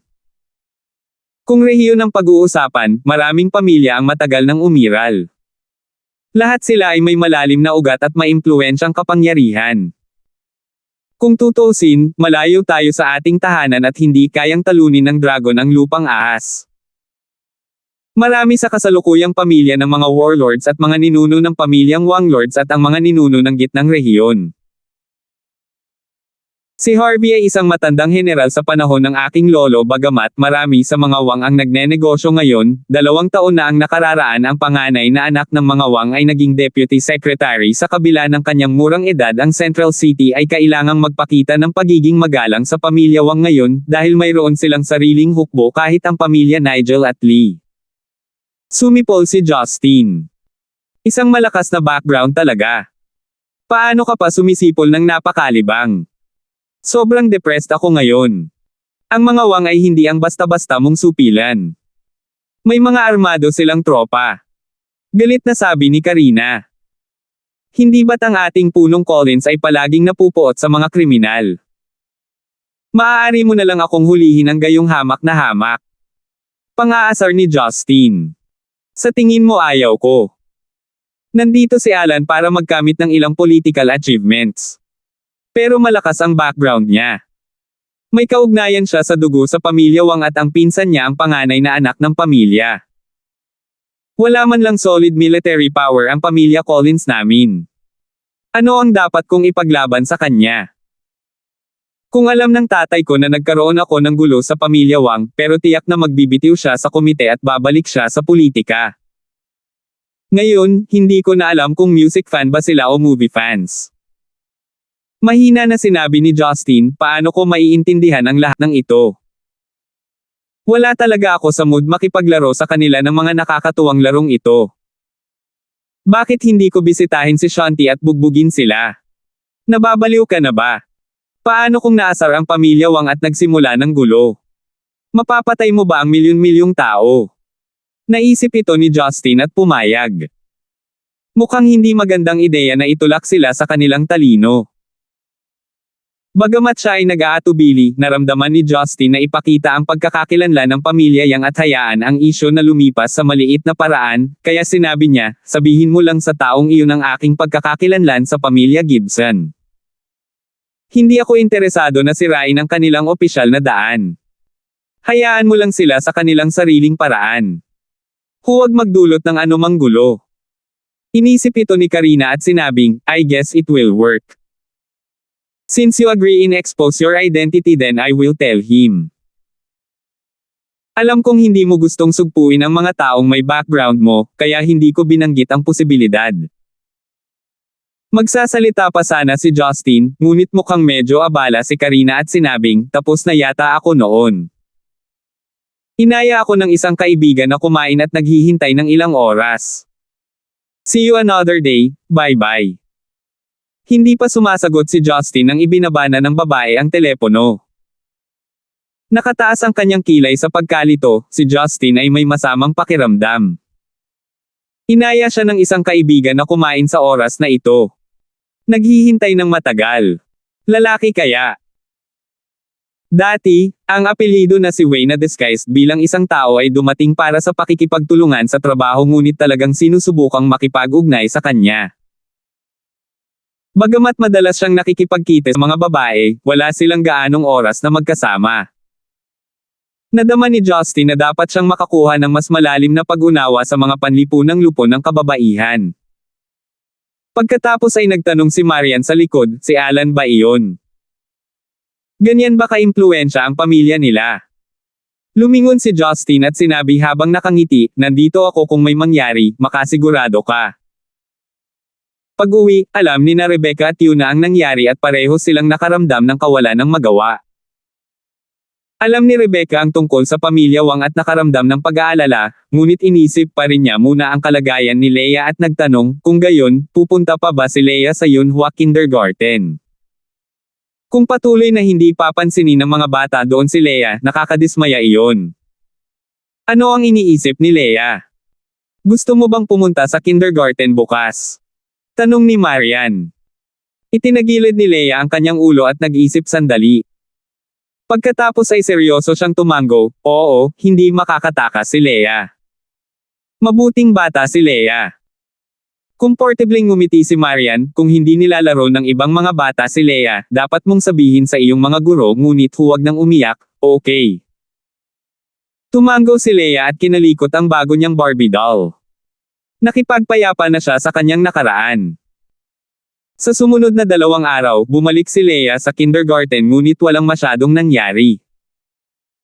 Pagkatapos ng lahat, ang mga bata ay hindi kilala na nagtatanim ng sama ng loob. Kaya lang, hindi naglakas loob na makapag-ugnayan sa kanya ang mga malalapit na kaibigan ni Riza at Leia dahil may malabong anino pa rin sila sa kanilang mga puso. Nagsimulang magtrabaho muli si Marian gaya ng dati. Papalapit na ang bagong taon, ang mga department store sa ilalim niya ay sobrang abala. Unang pinuntahan ni Justin si Jinky na nagtatrabaho sa Education Bureau at pagkatapos na iuwi siya sa bahay upang makilala si Rebecca, pagkatapos ay sinabi ang lahat tungkol sa kanyang tunay na pagkakakilanlan sa babae. Hindi inaasahan ni Jinky na magbago ng ganoon kabilis ang pagkakakilanlan ni Justin pagkatapos ng isang taon nang hindi siya nakita.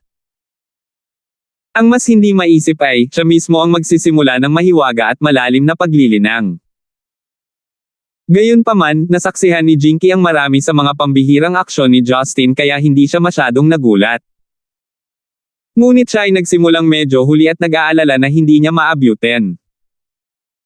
Pinaplano ni Justin na pumunta sa bahay ni Jinky para bisitahin si Oldley at ang kanyang asawa. Isa kasi sila sa tatay at biyenan niya kaya dapat magkita na lang sila imbes na magtago dito at doon. Ngunit ayaw ni Jinky na madaliin ang mga bagay-bagay. Nais niyang hayaan silang magkaroon ng ilang mental na paghahanda bago ipaalam sa kanila kung sakaling tutol sila. Nadama ni Justin na ito ay makatwiran din kaya hinayaan niya ang babae na ayusin ito. Matapos hintayin na tumira si Jinky, bumalik siya sa Yellow Entertainment Company. Bilang isang superior, pumasok si Justin sa gusali ng opisina at ginawa pa niyang hindi komportable ang maraming empleyado. Matapos makita si Hanya sa opisina, lalo siyang nasanay sa urban lifestyle. Naka-black and white uniform si Hanya. Ang kanyang magandang hubog ng katawan ay mukhang lubhang kapansin-pansin habang nakatayo sa opisina at magalang na yumuko. Isang pakiramdam ng pagkakasala ang dumaloy sa puso ni Justin. Pakiramdam niya ay irresponsible siya, hindi lang dahil inilagay niya rito ang kagandahan ng Yamaha Sec bilang kanyang sekretarya kundi ibinigay din niya ang lahat ng trabaho. Ang pagsasanay ng alipin ni Hanya mula noong bata pa ay naging dahilan upang siya ay magsumikap at hindi magalit. Matapos makita si Justin, tanging kagalakan at malalim na pakiramdam ng nostalgia ang nasa kanyang magagandang mata. Wala namang galit. 11:49. Marahil ay dahil sa naipon na guilt o marahil ay unti-unting umiinit ang puso nito sa kanya. Nagulat si Justin sa kanyang sarili nang makita niya ang kanyang sarili na gustong pakalmayan ang babaeng ninja na ito.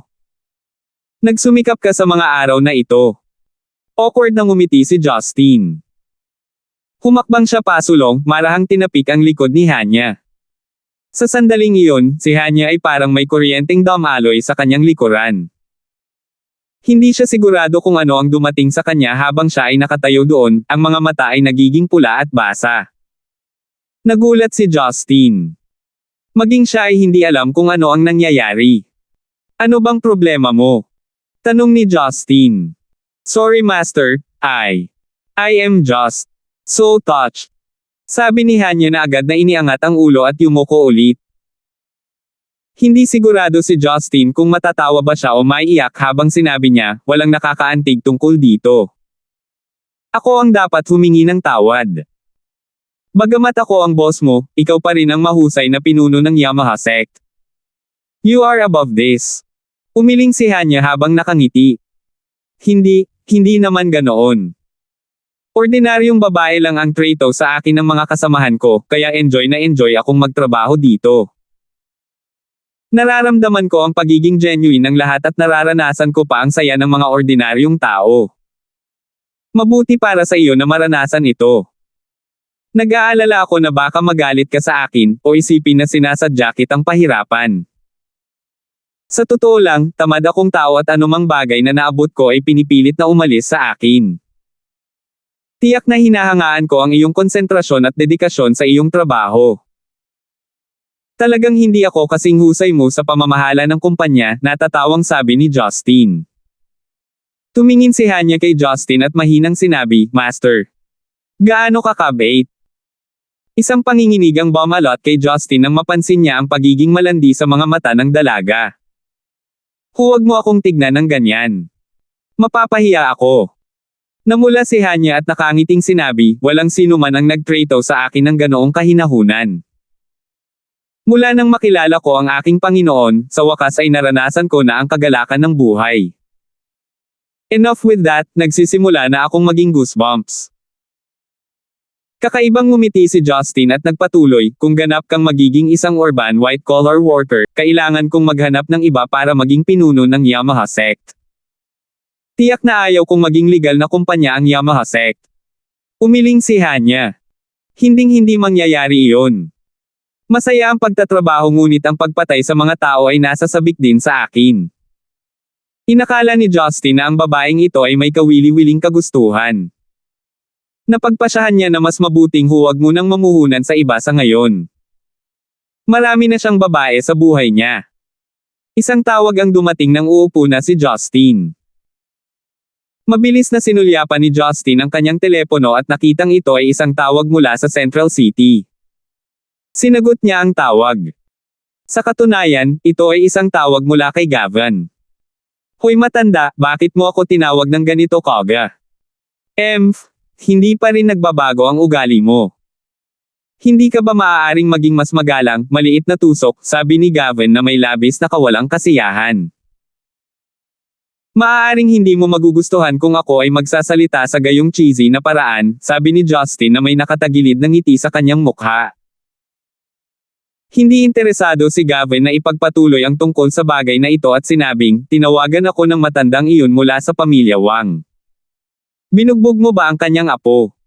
Aish! Akala ko na ayos na ang usaping ito. Hiniling ko kay Karina na sabihin kay Alan kung sino ako. Naglakas loob pa rin siyang mag-report sa bahay. Hindi lang ito tungkol sa pag-uulat sa bahay. Nakasanayan na ng Wang clan ang Shanti at hindi nila kailanman instorbo ang mga pamilya mula sa Central City. Maaaring hindi mo ito alam ngunit nang pumunta ang General Secretary para sa isang panayam sa ibang bansa, ang pinangalan ng matandang Wang ay nagpatawag ng nakapaligid na tumakbo at nakibahagi sa isang parada ng militar. Kung ganoon, pinipilit ba nila akong gumawa ng pahayag? Oy, personal akong tinawagan ni Harvey. Magalang siya ngunit malinaw niyang sinabi na gusto niyang bumiyahe ka sa Shanti at bisitahin siya. Kung hindi natin sila bibigyan ng mukha at humingi ng tawad sa iyong mga pagkakamali, ang kanilang Wang clan ay magiging isa pang kaaway ng ating Gibson clan. Hindi dapat ito naging issue ngunit ang mga lumang network ni Wang ay napakalawak din. Kung siya ay mabibigat na mga kumpanya sa industriya ay nasa Gibson. Kayamanan ng angkan at nagdudulot sa atin ng kaguluhan, marami siyang paraan para gawin ito. Pumikit si Justin at sinabing, matanda na, ano ang plano mong gawin? Ako. Ngumuso si Gavin, ako ay isang simpleng matandang lalaki na may ilang ektaryang lupain na nagtatanim ng mga gulay sa kanyang bakanting oras. Ang panghuli ng maliliit na langaw ay ayos lang, ngunit tumatakbo sa paligid upang mahuli ang gayong malaking biktima. Naku, wala akong oras at pagsisikap para doon. Ibig sabihin kailangan kong gawin ang trabaho. Sinabi mo. Wala akong sinabi. Gayunpaman. Dapat kong ipaalala sa iyo na ang kabuuan ng Wang clan ay isang mina. Maaari mong piliin na wag hawakan ito. Ngunit kung hahawakan mo ito, kailangan mong alisin ng buo ang buong piraso. Pinakamabuting huwag na itong bigyan ng higit pang pagkakataong sumabog pabalik sa iyong mukha. Bahagyang tumawa si Justin at ibinaba ang telepono nang hindi na nakinig pa. Pagkatapos mag-isip ng ilang sandali, sinabi ni Justin kay Hanya na nasa tabi niya, Hanya, bisitahin mo ako sa Shanti pagkatapos nito. Medyo natarante si Hanya. Guru, ano ang pwedeng gawin sa Shanti? Siguradong hindi iyon lugar para magbakasyon. It's not for vacation. I need you to secretly eliminate someone for me. I need his death to be inconspicuous and an accident, naiintindihan mo ba ako? Sabi ni Justin na may kasamang mali siya ang tono. Bakas ang pagkasabik ni Hanya. Naiintindihan. Para kay Hanya, maraming iba't ibang paraan ang isang tao ay maaaring mamatay nang hindi sinasadya. Iyon ay ibinigay na mayroong sapat na backup. Gayunpaman, pinili ni Justin na huminahon gawin ito ng mag-isa. Ito ay maaaring dahil sa wala siyang pakialam dito o hindi komportable para sa kanya na gawin ito. Kailangan niya ang kanyang sikretong sandata para tulungan siya. Eksaktong ganito ang iniisip ni Justin. Dahil magiging malaking problema ang paghawak ng mga kamay sa wangklan mula sa labas, maaari rin siyang magpadala na lamang ng isang assassin upang gawin ang lansihin. Para naman sa Red Flame Iron Brigade, pinipigilan nila ang mga galaw ng Yamaha Sect Ninjas. Gayunpaman, ang kanilang kasalukuyang general ay si Mark Ing. Hindi niya akalain na gagawin ng kanyang biyenan ang anumang bagay para supilan siya. Matapos sabihin kay Hanya ang mga detalye ng kanyang kahilingan, agad itong umalis at naghanda. Tiningnan ni Justin ang kamakailang mga operasyon ng kumpanya at napansin na karamihan sa kanila ay mahusay na naisakatuparan. Ang kanilang antas ng kita ay may malinaw na pagtaas sa ika-4 na quarter. Sa tanghali, dinala ni Teddy ang ilang mga dokumento sa opisina. Sabi niya habang nakangiti, Director Gibson, pinadalhan kami ng mga film crew ng mensahe at sinabing malapit nang matapos ang Jansian. Ayon sa aming nakagawiang tradisyon, dapat kaming mag-host ng celebration party para sa mga crew at aktor. May iniisip ba ang direktor tungkol dito? Natigilan si Justin. Iyan ba ang pelikula mula kay Director Sean? Tama ka. Hindi mapigilan ni Justin na maging emosyonal. Ito ang unang pelikula ni Lucille. Nang hindi napapansin, natapos na ang paggawa ng pelikula. Bagamat aabutin pa ng ilang buwan ang post-production, ito ay kasing kumpleto. Maaari kang magpatuloy at ayusin ito. Pagdating ng oras, sabihin mo sa akin. Siguradong pupunta ako doon, nadama ni Justin na dahil nandoon na siya para suportahan si Lucille, dapat din niyang gantimpalaan ang mga tauhan ng pelikula. Tumango si Teddy. Nang lalabas na siya, pinigilan siya ni Justin. O tama, bakit hindi ko nakita si Janet? Hindi nakita ni Justin ang isa pa niyang deputy assistant. Namula si Teddy, Janet. Buntis siya ngayon at nasa bahay siya. Nakita ni Justin na bahagyang nagbago ang kanyang ekspresyon at tumawa. Kayong dalawa ba? Ngumiti ng pilit si Teddy. Hehe. Noong wala pa si Director Gibson, bumalik kami sa aming bayan para kumpletuhin ang aming kasal.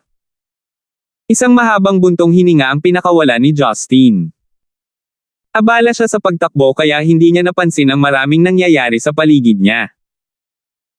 Binati niya si Teddy at nangakong bibigyan silang dalawa ng mas malaking bonus sa pagtatapos ng taon. Ang tirahan ng Nigel, Central City. Si Gilmore ay bihirang magkaroon ng panahon upang magbasa ng mga pahayagan o uminom ng tsaa. Nakaupo siya sa isang upuan sa kanyang study habang tinatapik ang desk gamit ang isang kamay na bahagyang nakasimangot ang mukha. Parang may iniisip siya. Isang miyembro ng angkan ng Nigel ang nakatayo sa pintuan ng pag-aaral. Pagkatapos niyang i-report ang sasabihin niya ay tahimik siyang umatras. Sa malambot na upuan sa magkabilang gilid ng pag-aaral ni Gilmore, narito ang dalawang lalaking nakasuot ng navy blue at puting coat. Ang dalawang lalaki ay tila nasa edad 40 at may katamtamang hitsura. Gayunpaman, sila ay tumingin lubhang mayabang. Gilmore, itong mga lalaking sinanay mo ay mga ganap na tanga. Matapos ang mahabang paghahanap, wala pa rin kaming makitang bakas ni Gareth, sabi ng lalaking naka-navy blue coat. Ngumiti si Gilmore na nag-aalala. Tama si Elder Flynn. Kailangan kong maghanap ng oras para gawin ang isang bagay tungkol dito. Ngumuso si Flynn at sinabing, hiniling sa akin at kay Dax ng ika-4 na guro na alagaan ka. Susunod, gusto rin niyang suriin namin kayo at tingnan kung talagang masusuportahan ninyo ang sangay na ito. Kung hindi mo man lang mahanap si Gareth, kalimutan na ang iyong posisyon. Pagkatapos, ang aming Nigel angkan ay kailangang magsanay ng bagong tagapagmana para kontrolin ang secular na angkan ng Nigel. Salamat po at sinamahan ninyo ako, ingat lagi mga master.